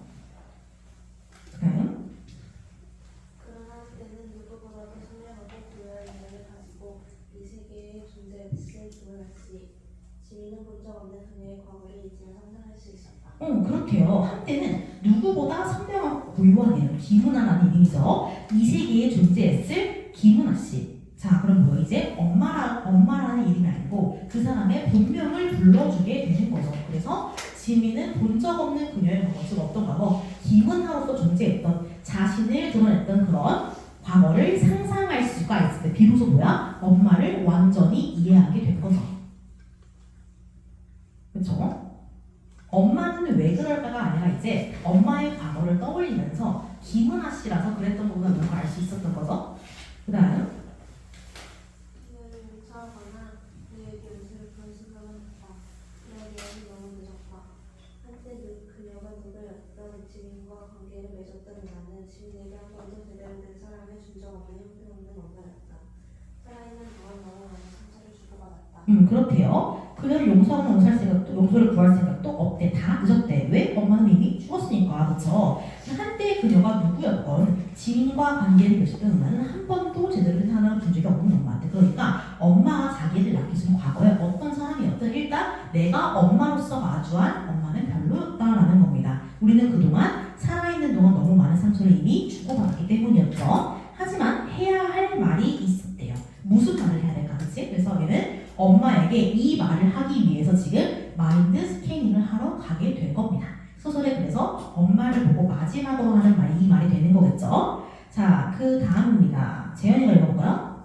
방학기 도서관에 추천했을 때 지민들의 놀라는 걸 보았다. 지민의 얼굴을 알아본 직원이 다가와 지민 걸었다. 지민은 웃자 관리자를 찾았다. 관리자는 사람과 함께 앉는 창고로 와서 물건들을 살펴보기 시작했다. 지민이 내민 것은 한국의 집에서 가져온 책들이었다. 매번의 종이책은 무거웠다. 이제는 거의 쓰지 않았는 종이책이 도서관에 등장하다 지나가는 사람들의 끈거렸다. 책의 표지에서 은하와 가졌을 금각과 취향이 보였다. 이제 뭐가 보이는 거야? 엄마 고유의 어떤 자아가 보이는 거죠. 감각과 취향은 그 사람 고유의 것이잖아. 그치? 그래서 엄마의 고유한 것이라고 봐야겠죠. 자, 그 다음부터 나경이가 읽어볼까요? 스냅스 스캐닝으로 특정한 마인드를 찾아내면 선거와 카드에 있는 인덱스와 연결되고 화면에 이름이 뜰 것이라고 사전이 설명했다. 이게 뭐야? 관내 손실된 업무의 마인드를 찾는 과정이죠. 통과된 책을 시냅스 스캐닝하는데 5분이 조금 넘는 시간이 걸린다고 했다. 그렇대요.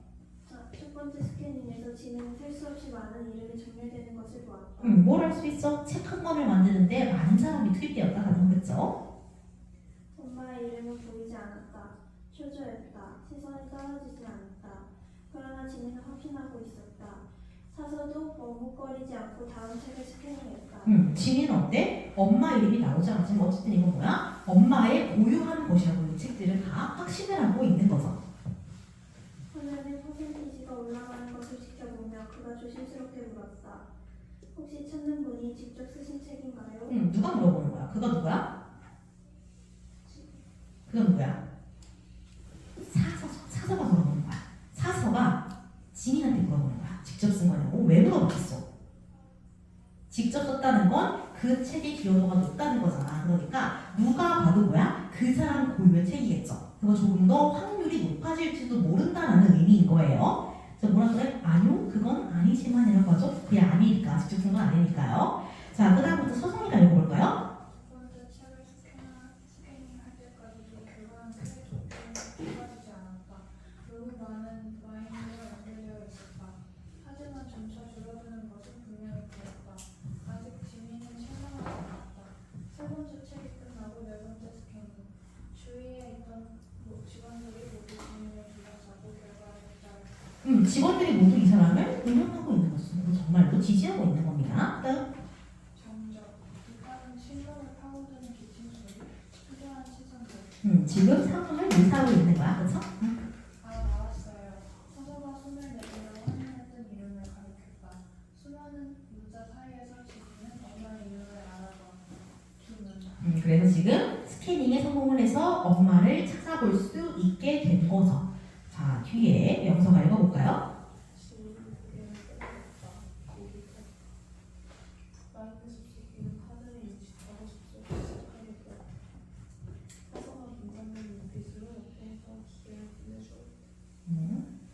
시민이 카드를 가져다내자 파란 조명이 켜지면서 접근하라 안내가 떴다. 숲속에는 단추와 구성이 펜에 펜실에 신문을 보내는 가상현실을 구현한 햇볕을 착용하고 기계의 안내에 따라 의견을 가져다녀 갑니다. 그래서 이게 마인드에 접속하는 과정을 쭉 보여주고 있는 거죠. 그래서 눈을 감고 나면 뭐가 나오겠어? 엄마의 마인드 접속에 성공을 했겠죠. 자, 지민이가 읽어볼까요? 지민이네? 읽어볼까요? 눈을 떴을 때 지민이 앞에 펼쳐진 장면을 흡입했다. 엄마는 소파에 앉아있었다. 그녀는 지민에게서 반쯤 주물러있는 채로 장벽 너머에 있는 무언가를 주시하고 있었다. 그렇죠. 성공한 것은 속에 계속 읽어볼까요? 지민이 마지막으로 기억한 엄마는 모습으로 조금 더 나이 들어 보였다. 입가에는 주름과 약간 핑크빛한 머리로 보였다. 지민이 마지막으로 기억하는 엄마의 모습은 언제인데? 언제였지? 그때 싸우고 나갔을 때, 그쵸? 그래서 그 이후로 엄마는 일어나고 지민은 외국으로 가서 엄마를 만날 수가 없었다는 거죠. 그 세월이 생각보다 길었음을 보여주는 겁니다. 엄마의 노화는.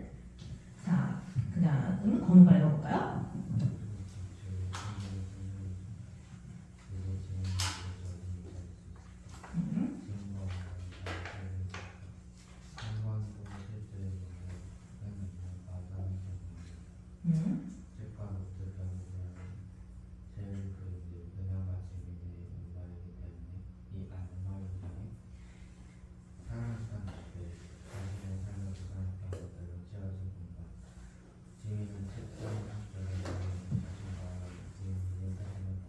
그래요. 그럼 이 가상의 공간, 작은 서재는 어떤 것들로 채워진 공간이야? 어떤 것들? 뭐라고 나와 있어요? 그렇죠. 지민이 엄마이기 전에 사랑했던 것들, 그리고 자신의 삶을 구성했던 것들로 채워놨대. 그 와중에 뭐가 있어? 자신과 지민과 유민의 사진이 있는 거죠. 그리고 엄마는 어때? 지민과 유민을 사랑했다는 거죠. 사랑하고 자신의 삶의 일부로 여겼다는 걸 알 수 있는 부분인 겁니다. 그렇죠? 자, 그 다음입니다. 지우가 읽어볼까요? 순간 속에서 은하는 어느 때보다 선명해 보였다. 은하가 살아있던 때에 지민은 가까이 은하가 건지기 위해서 사라져버릴 것 같다고 생각했었다. 문득 떠오른 것은 엄마와 함께 살던 집에는 엄마만의 방이 없었다는 사실이었다. 그럼 엄마한테는 자신만의 공간이 있었다 없었다? 없었다. 그래서 자신의 삶을 가꿀 수 있었다 없었다? 없었다. 그렇기 때문에 엄마는 지민을 낳은 이후로 고유한 무언가를 남길 수가 없었다라는 거겠죠. 그 다음 수인이가 읽어볼까요? 은하는 고개를 돌려 공간 속으로 들어온 지민을 보았다. 그의 표정은 해석할 수 없었다. 너무 사랑한다고 하던 사람들을 말은 살린 게 아니었다. 지민은 속으로 대답했다. 엄마를 보았다. 여기 있는 엄마가 아니다. 나는 엄마를 용서할 수도 용서를 빌 수도 없다. 모든 것은 끝난 뒤에 덧붙여지는 사족이다. 그렇대요. 은하의 표정을 해석할 수가 없었대. 왜냐면 제한적, 정지적, 작가 시점이니까요. 그렇죠? 엄마는 죽었대. 여기 있는 건 엄마가 아니네. 아무래도 그렇겠죠. 왜냐면 학계에서는 여기에 영혼도 없고 의식도 없고 자아도 없다 그랬잖아. 그렇지? 나는 그래서 엄마를 용서할 수도 빌 수도 없어. 왜냐면 진짜 이건 엄마가 아니니까. 모든 것은 다 끝난 뒤에, 즉 엄마가 죽은 이후에 덧붙여지는 사족, 쓸데없는 것뿐이다 라고 얘기하는 거죠. 자, 그래서 지민은 계속해서 뭘 되네요? 엄마는 이미 죽었다라는 걸 되는 거니까 내 앞에 있는 거는 진짜 엄마가 아니기 때문에 내가 뭘 더 할 수 있는 게 아니라, 그래서 나는 엄마에게 아무리 용서를 빌들 또는 엄마가 나에게 아무리 용서를 구한들 진정한 화해는 할 수 없다라고 해서 되뇌이고 있는 거야. 왜? 진정한 화해는 살아있을 때 해야 하는 거죠.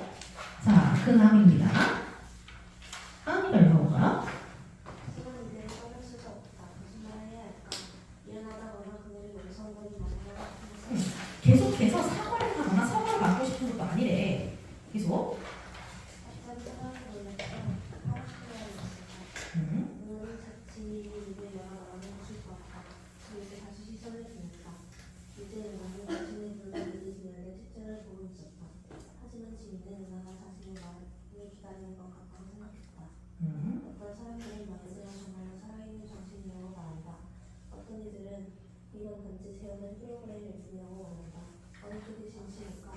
그건 영원히 알 수 없을지도 모른다. 끊어볼게요. 어떤 사람들은 마인드가 정말로 살아있는 정신이라고 말한다. 아까 맨 앞에 나왔던 그 광고 있죠. 마인드 광고. 아빠가 여기 있어요. 그거 있죠. 그런 걸 얘기하는 거고요. 어떤 애들은 단지 재현된 프로그램인데 이건 학계의 입장이죠. 어떤 게 진실일지는 사실은 영원히 알 수 없을지도 모른다라는 거죠. 그럼 중요한 건 뭐야? 이게 진짜일까 아닐까가 중요한 게 아니고 뭐가 믿고 싶은 건지가 중요할 거다라고 생각을 한다는 겁니다. 그 다음입니다. 하율이가 읽어볼까요? 그러면 어느 쪽을 믿고 싶은 걸까? 무슨 말을 하더라도 그게 진짜로 엄마이지만 삶을 위로할 수 있는 건 아니겠지만 살아있는 엄마를 만난 게 아니기 때문이겠죠. 즉 내가 하는 사과는 진정한 위로가 될 수 없다는 거야. 왜? 엄마는 이미 죽었고 이건 그냥 단순히 재현한 것 뿐이니까. 그래서 진정으로 내가 엄마에게 사과를 하고 엄마에게 위로를 줄 수가 없다라는 겁니다. 그 다음에 지민은 후발까지 나왔었다. 시선을 비스듬히 피하며 은하가 마치 지민의 생명으로 지민을 알고 있었다. 끊어볼게요. 시선을 계속 피했어. 나는 지민이 무슨 말을 할지 기다렸지만 근데 이제 마침내 어때? 지민이 말을 걸려고 하니까 지민을 마주보고 있는 거죠. 왜 마주본 거야? 왜 시선을 피하다가 마주본 거야 이제서야? 왜일까요? 진심을 전하는 마음을 느꼈기 때문이겠죠. 그쵸? 지민이 자신에게 진정으로 무언가를 말하려고 한다는 걸 느꼈기 때문일 가능성이 크죠. 무슨 말을 하는지 들어봐야 할 거 아니야. 진짜로 하는 말이라. 그쵸?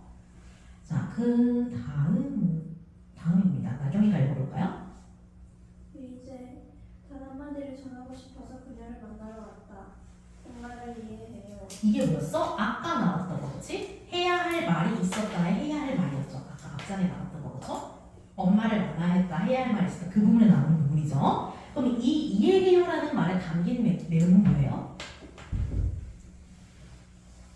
엄마의 과거를 모두 확인했다는 거잖아. 그치? 미처 알지 못했던 엄마 이전의 삶을 찾아보면서 이제서야 나는 뭐야? 엄마와 엄마의 고뇌와 아픔에 진심으로 이해할 수 있다. 진심으로 공감할 수 있다라고 이야기하는 거야. 왜? 지민은 지금 똑같은 상황에 놓여 있잖아. 그쵸? 업무 분담을 했는데 내 일이 지금 없잖아. 그래서 지민은 엄마의 과거와 본인의 상황을 겹쳐보면서 이제 진심으로 엄마를 이해하고 공감할 수 있다라고 이야기를 하는 겁니다. 그 다음 흔적이 흘렀다. 그날의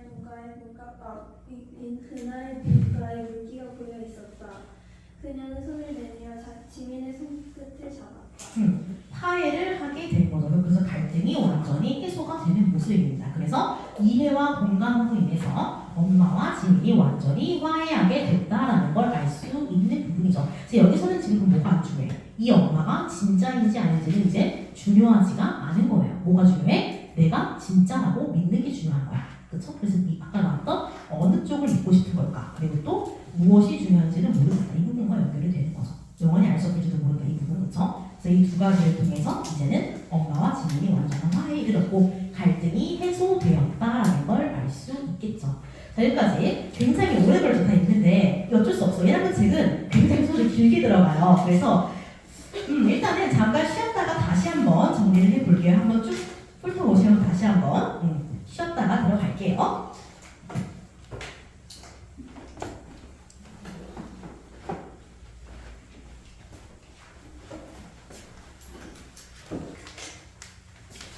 자, 그래서 이거 한번 정리 쭉 해볼게요. 우리 대략적으로 들어가기 전에 1번은 구성 3요소만 정리했잖아요. 좀 더 깊숙하게 한번 들어가 봅시다. 자, 인물 간의 관계를 다시 한번 확인해 볼 거예요. 일단은 여기 일단 가족 얘기죠, 기본적으로. 그렇기 때문에 일단은 중심 인물인 지민이 있어야 되죠, 그렇지? 여기에 지민이 있어요. 그리고 지민과 주로 갈등하는 게 누구야? 엄마죠. 여기 엄마가 있어야 되는 겁니다. 그쵸? 그리고 주변 인물은 누가 있어? 아빠랑 동생이 있게 되죠. 그쵸? 그래서 뭐 아빠가 있을 거고, 그쵸? 그리고 동생이 있을 겁니다. 자, 그래서 한번 그냥 가볍게만 볼게요. 일단은 이거는 지민, 일단은 엄마, 그리고 위에 동생, 아빠죠. 이름은 다 옆에 적어놨으면 가잖아요. 서술을 해볼게요. 자, 일단은요.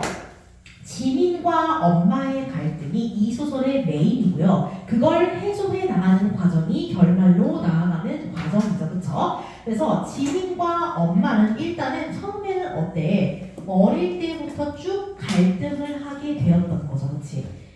그래서 갈등으로 시작이 되고요. 어떤 갈등이야? 주로 엄마는 지민에게 집착하고 지민은 엄마의 집착을 힘들어하면서 엄마에게 막말을 하죠. 그거는 엄마 노릇이 아니니까 제발 병원에 가라고. 그렇죠? 그래서 그러면서 일단은 갈등이 쌓인 상태로 엄마와 헤어지게 됩니다. 그러면서 어떤 일이 생겨? 엄마가 사라지는 일이 생겨. 죽은 이후에. 그렇죠? 그러면서 그걸 엄마를 찾아보기 위해서 어떻게 해? 엄마의 인덱스를 찾기 위해 과거의 서적을 찾아보게 되죠. 그러면서 어디로 나아가? 갈등에서 이해로 넘어가게 되는 겁니다. 그러면서 뭘 시도하게 돼? 화해를 시도하게 되는 거죠. 자, 그래서 계속해서 지민은 화해의 과정에서 뭘 되새겨요? 이거는 진짜 엄마가 아니다는 얘기죠. 그러면서 내가 지금 하는 사과는 엄마에게 진정성이 없다, 진짜 위로가 될 수 없다라고 얘기를 하지만 마지막에 어떻게 돼? 그렇지만 진짜인지 가짜인지가 중요할까? 내가 어떻게 믿는지가 중요한 게 아닐까라고 생각을 하며 엄마가 비로소 완전한 화해를 이루게 되는 거죠. 자, 그래서 갈등에서 이해로 이어가는 이 과정이 지금 우리 책에 나와 있는 거죠. 핵심은 뭐예요? 인덱스 찾기입니다.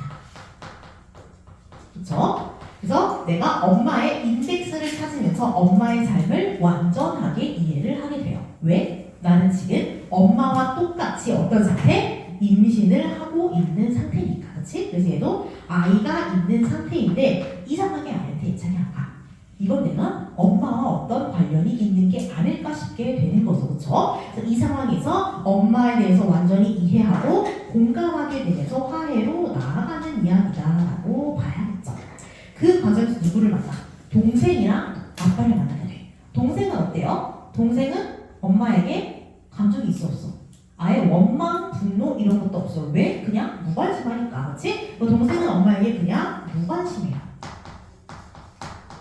그거에 비하면 나는 어때? 엄마에게 아주 지대한 관심이 있는 거죠. 그치? 엄마를 미워했던 거와 발견. 미워하는 것도 사실은 근데 감정이 있고 애정이 있어야 할 수 있는 겁니다. 관심이 있어야 할 수 있는 거죠. 자, 한편 아빠는 어때요? 아빠는 엄마에게 어떤 감정을 느껴 지금? 미안함, 죄책감을 느끼고 사실은 느끼고 있어, 그렇지? 과거에 어땠는데 마찬가지로 엄마에게 공감하지 못했잖아, 그렇지? 그 부분에 대해서 죄책감을 느껴요. 그리고 어떤 일을 해? 인덱스를 삭제하는 일을 아빠가 하고 마는 거죠. 그걸 지민이 복구를 한 거고요, 그렇죠? 그래서 이런 식으로 대략적인 이야기가 진행된다라고 보시면 될 것 같습니다. 그래서 이 글은요, 이런 틀도 굉장히 내용상의 틀도 중요하고 딱히 어려운 틀이 별로 없어요. 그렇지? 다만 조심해야 할 점은 회상과 현재가 왔다 갔다 하기 때문에 어디까지가 과거 회상이고 어디까지가 현재인지를 잘 봐야 돼. 그게 조금 중요해요. 왜? 과거를 왔다 갔다 해야 돼? 엄마의 인덱스를 찾기 위해 또 엄마와의 갈등을 되짚어보기 위해 자꾸 과거로 가야 되니까. 그렇지? 그래서 그런 점에서 과거와 현재의 교차가 계속 들어가고 있는 거죠. 그치?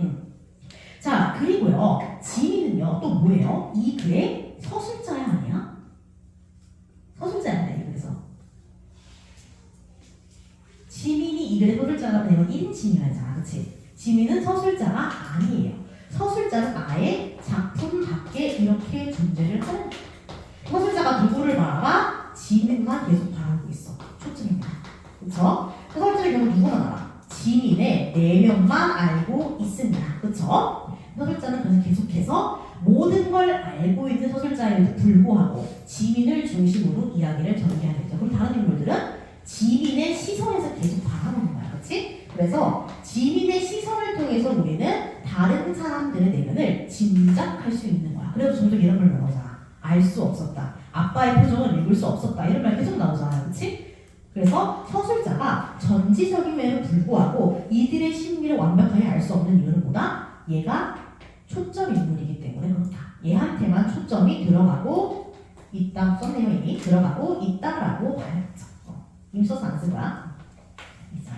그래서 이런 서술상의 특징도 조금 잘 봐두시면 좋겠죠. 그래서 원래는 여러분 1학년 소설이 이렇게 좀 기묘한 시점에 나오는 일이 별로 없어요. 보통 그냥 쉽게 무난하게 1인칭 주인공이나 김지덕 작가가 나와요. 그런데 이번에 개정되면서 이런 제한적 전지적 작가 시점이나 아니면 자주 안 나오는 1인칭 관찰자 시점이 계속 나와요.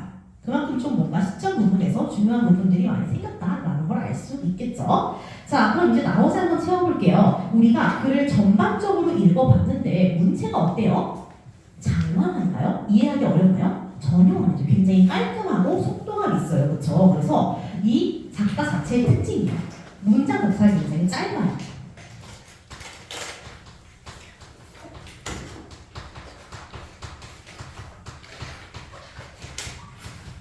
그렇죠? 그래서 짧고 군더더기 없는 문장이라는 표현을 사용합니다. 그래서 문장이 짧고 뭐 길게 쓰지 않으니까 우리가 이해하는데 어려움이 없잖아. 굉장히 빨리 읽게 돼요. 그래서 이 짧고 군더더기 없는 문장을 통해서 속도감을 부여하게 되죠. 이거는 비단 이 소설에만 해당하는 게 아니고 김초엽의 소설의 전반적인 특징이라고 보면 돼요. 그래서 문체는 다른 말로 뭐라 그래? 작가의 개성이라고도 하잖아. 작가가 원래 그런 사람이에요. 굉장히 깔끔하게 씁니다. 글을.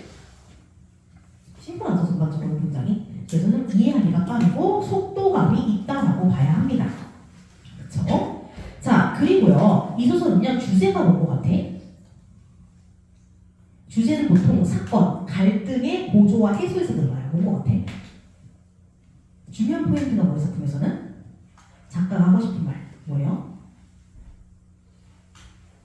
일단은 갈등이 어떤 식으로 해소가 돼?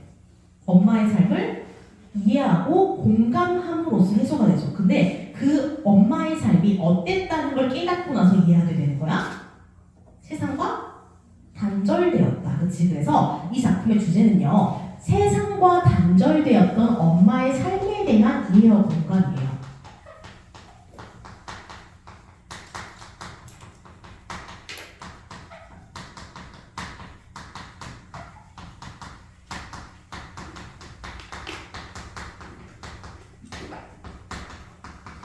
세상에 단절되었던 엄마의 삶에 대한 이해와 공감이죠.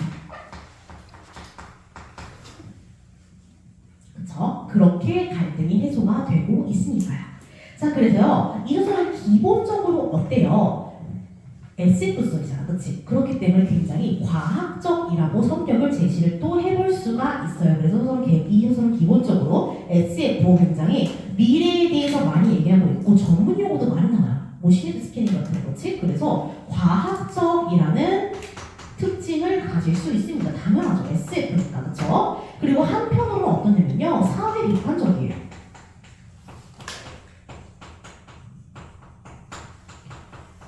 이 특징을 언급하려면 반드시 뭘 가져와야 돼? 사회의 배경을 가져와야 돼. 그렇지? 그렇기 때문에 저 특징을 언급하려면 어쩔 수 없이 보기 문제가 나올 수밖에 없다는 겁니다. 그렇지? 이거 왜 사회 비판적이에요?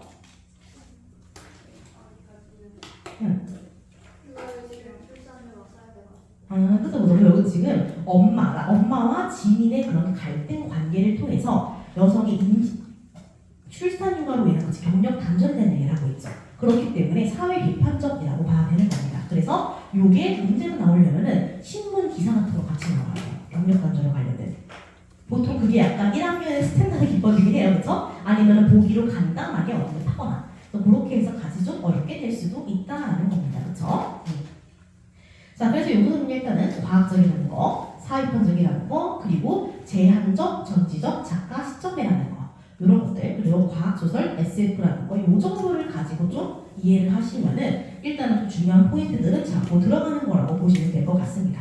그 밖에도 여기에 나오는 마인드라든가 아니면 태그, 인덱스 같은 용어들도 잘 기억해 두세요. 그래서 마인드가 사라진 게 아니고 마인드는 존재하지만 인덱스를 지어서 쓸 수 없게 된다는 거. 이런 것들 뭐 그냥 장난치려고 내면 좀 낼 수 있거든요. 내용일지 문제에서. 그러니까 마인드는 계속 있기 때문에 세상과 어딘가에 동떨어져 있다는 얘기를 한 거야. 살아있는 상태로. 그렇죠? 그래서 마인드는 있되 인덱스는 없다. 이런 것들을 좀 기억해 두시면 좋을 것 같습니다.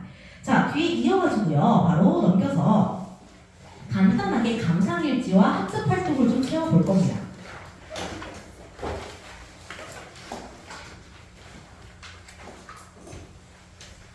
그래서 교과서 기준 34페이지죠. 내가 한번 채워보세요. 감상일지랑 학습 활동입니다.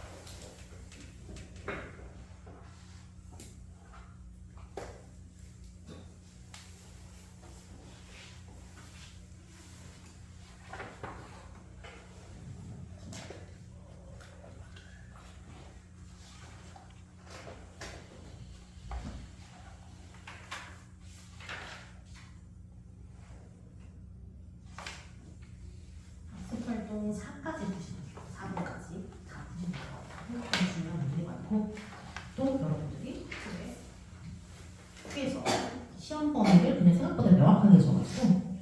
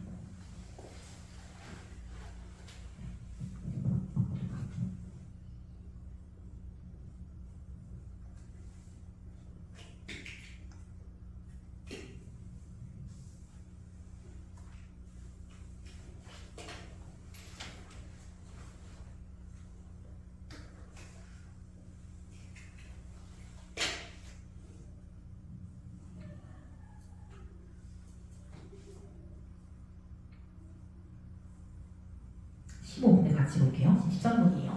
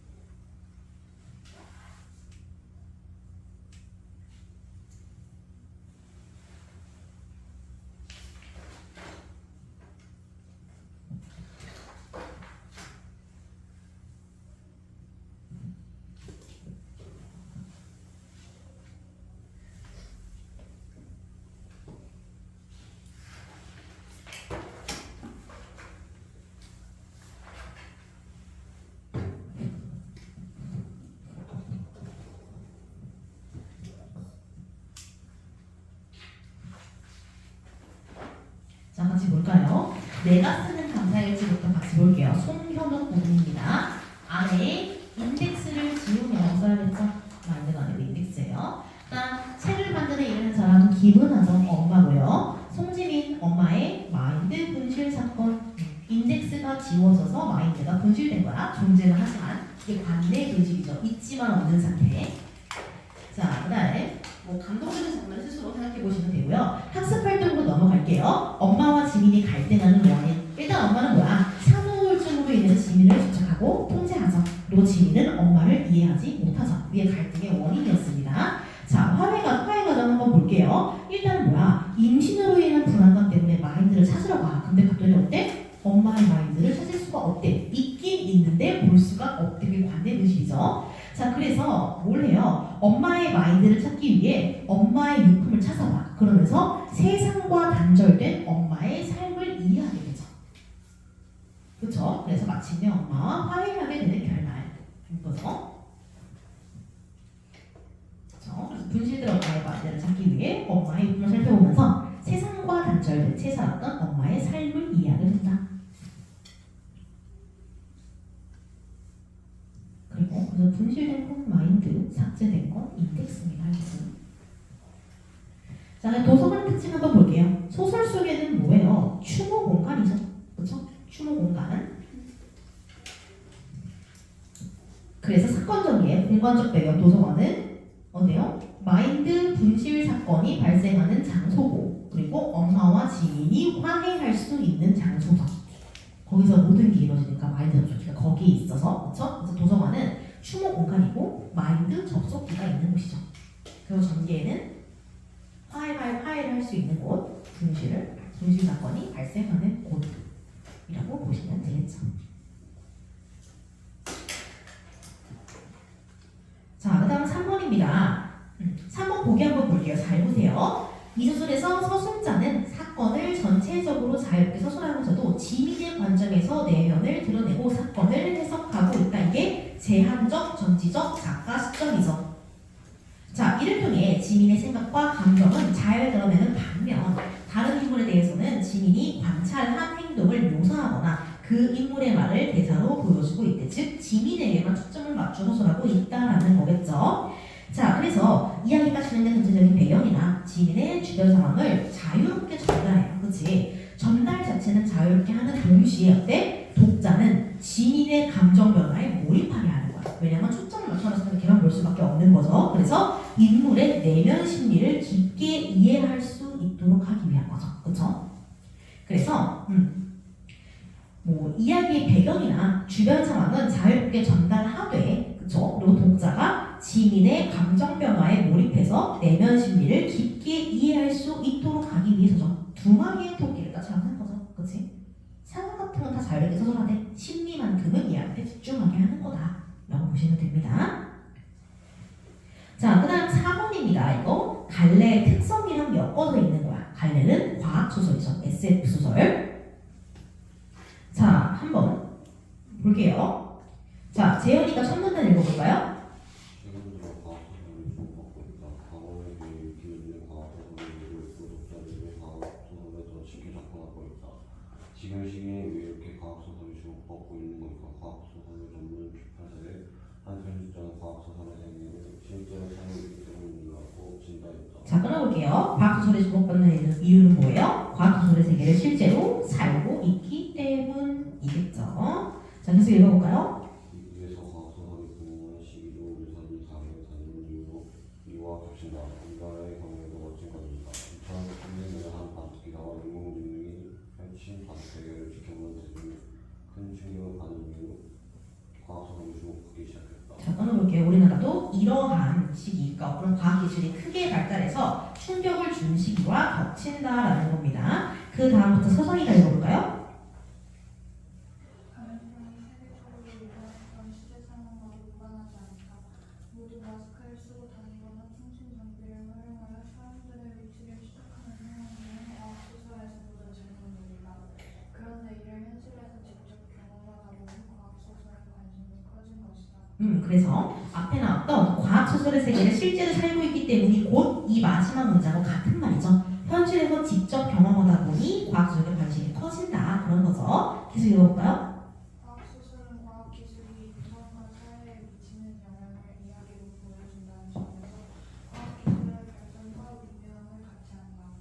과학기술의 영향으로 인류의 삶이 나아졌지만 기후위기나 감염병, 땅 확산 등의 문제가 발생하는 것도 사실이다. 과학소설은 이러한 과학기술의 영향에 주목하면서 과학기술과 인간의 바람직한 관계를 고민한다. 그런 점에서 과학소설에 대한 관심은 앞으로도 지속될 전망. 그래서 과학소설은 과학기술의 양면에, 그러니까 좋은 점, 나쁜 점에 주목을 하면서도 과학기술과 인간의 바람직한 관계를 고민하기 때문에 아무래도 수험들은 관심을 가질 거다라고 정리를 하는 거죠. 자, 그래서 1번 한번 볼게요. 넘겨서 이 소설에서 나타난 과학소설의 특성은 뭐예요? 과학기술이 주요 소재라는 거죠. 마인드 모딩 같은 거, 그렇죠? 주요 소재가 과학기술이에요. 그렇죠? 그래서 주제 형상화에 어떤 역할을 했냐면요. 애초에 소재가 마인드 업로딩이잖아, 그치? 그 기술로 인해서 엄마를 이해하고 화해할 수 있게 되는 거죠. 그래서 과학기술이 어때? 삶과 죽음의 경계를 넘어서 인간들이 서로 이해를 하고 공감할 수 있도록 해주는 거야. 그쵸? 그래서 어쨌든 우리가 아까 그 기사에서 보였어. 마지막 줄이 과학기술과 인간의 바람직한 관계를 고민하는 게 과학소설이라고 그랬잖아요. 그렇지? 그런 걸 또 어디서 볼 수 있는 거야? 엄마의 삶에 대한 이해와 공감인 거죠. 과학기술을 활용해서 인간을 서로 이해를 하게 만드는 거니까. 그렇지? 그런 점에서 주제 형상화에 기여를 하고 있다는 걸 알 수 있습니다. 자, 그래서요. 이 기사를 통해서 우리가 이 소설 또는 이 작가의 그런 특징들에 대해서 조금 더 우리가 생각을 해볼 수가 있겠죠. 자, 그럼 김초혁이라는 작가는 이제 당연히 SF 소설 작가예요. 과학기술 소설 작가라는 거잖아. 과학소설 작가. 근데 우리가 생각하는 SF는 되게 막 외계인이 지구 침략하고 또는 인공지능이 사람 죽이고 뭐 그런 거잖아요. 근데 김초혁 작가의 모든 소설을 제가 다 읽어봤거든요. 근데 김초혁 작가의 모든 소설은요. 과학기술이 발전을 해. 그런데 신기할 정도로 어때? 그 과학기술을 통해서 인류의 사랑, 인류애를 노래를 합니다. 늘. 인류애에 대한 거. 결국 인간은 서로 화해하고 화합하고 사랑하며 살아야 한다는 게 이 작가의 거의 대부분의 소설의 공통점입니다. 그래서 앞으로도 여러분들이 이 작가의 소설을 본다면 혹시나 시험에 더 추가적으로 나온다면 저건 좀 기억하고 가셔야 될 것 같아요. 과학기술을 활용해서 다시 한번 인류애를 이야기하기 위해 노력한다는 거. 그렇죠? 그래서 사랑과 이해, 공감에 대해서 우리가 어떻게 잘 살아야 하는가를 논하는 작가라는 걸 좀 알고 들어가시면 좋을 것 같아요. 좋습니다. 자, 그래서요, 제가 이 소설을 당시에 연구할 때는요, 제가 초점을 주로 맞췄던 거는 명명에 대한 거였어요. 사람에게 이름을 호명하고 이름을 붙이는 것에 대한 기능이었어요. 그래서 이름을 부르는 것의 효과를 여기서 언급하고 있잖아. 김은하라는 이름, 그쵸? 지민 엄마가 아니라 김은하라는 이름의 효과에 대해서 이야기를 하고 있었기 때문에 여기서 좀 같이 볼만한 지문은 김춘수의 꽃이라는 지문입니다.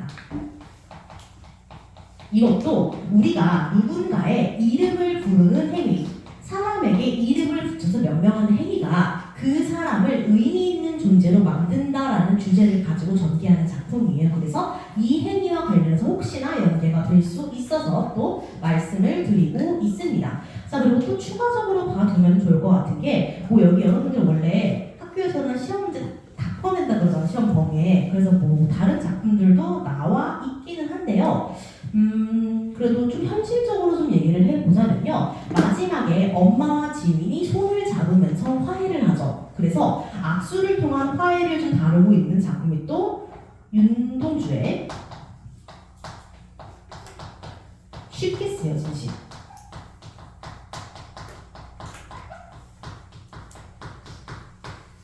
그리고 이상의 거울. 이건 그냥 화해에 대한 얘기예요.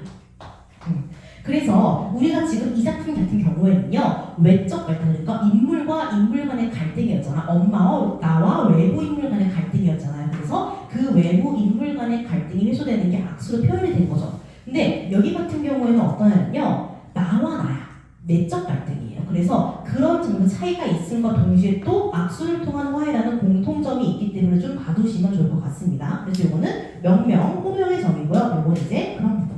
화해, 악수를 통한 화해. 그런데 갈등 양상의 차이는 좀 있다. 이런 것들을 좀 일단 대략적으로 좀 알고 들어가시면은 혹시나 모르고 나왔을 때 조금 더 마음은 좀 편하겠죠, 그렇죠? 그래서 이런 점들을 좀 같이 보고 들어갑시다. 좋아요. 그래서 이렇게 마무리할 거고요. 문학은 자 문법할까요, 이제? 자, 숙제는요. 관내문실 뒤에 바로 문제 실려 있죠. 그 부분 관내문실 끝까지 풀어보는 겁니다. 오늘 화단을 못했으니 다음에 결혼하면서 같이 할 거예요. 결혼 잘라서 화단이랑 같이 볼 수 있을 것 같아요. 그래서 관내문실 문제 끝까지 풀어보는 겁니다. 별로 안 많아요. 그거 다 분석이에요. 이거 다 분석이에요. 별로 안 많아요. 안심하세요. 그래서 거기 보시면 빈칸 채우는 거 되게 많아요. 다 채우셔야 돼요, 여러분. 그래야 완전하게 이해할 수 있어요, 작품을. 그래서 빈칸 채우는 거 다 채우고 문제 다 푸시면 됩니다. 진짜 별로 안 많아. 근데 내가 넣으면서 이렇게 문제가 없어도 되나라고 생각을 했어요. 진짜 별로 안 많아. 막상 풀면은 하루에 대략 10문제 내외예요. 진짜로. 다 합쳐서 60문제 정도밖에 안 돼요. 내가 세봤어. 내가 세봤다고. 진짜야. 진짜라고. 내가 세봤어. 그런 의심 어린 표정으로 보지 마. 이게 두꺼운 게 지문이 길어서 그래요. 진짜야. 지문이 길어서 그래. 그래서 그거 다 풀어 오시고요. 자, 우리 문법 책 한번 펼 겁니다, 여러분.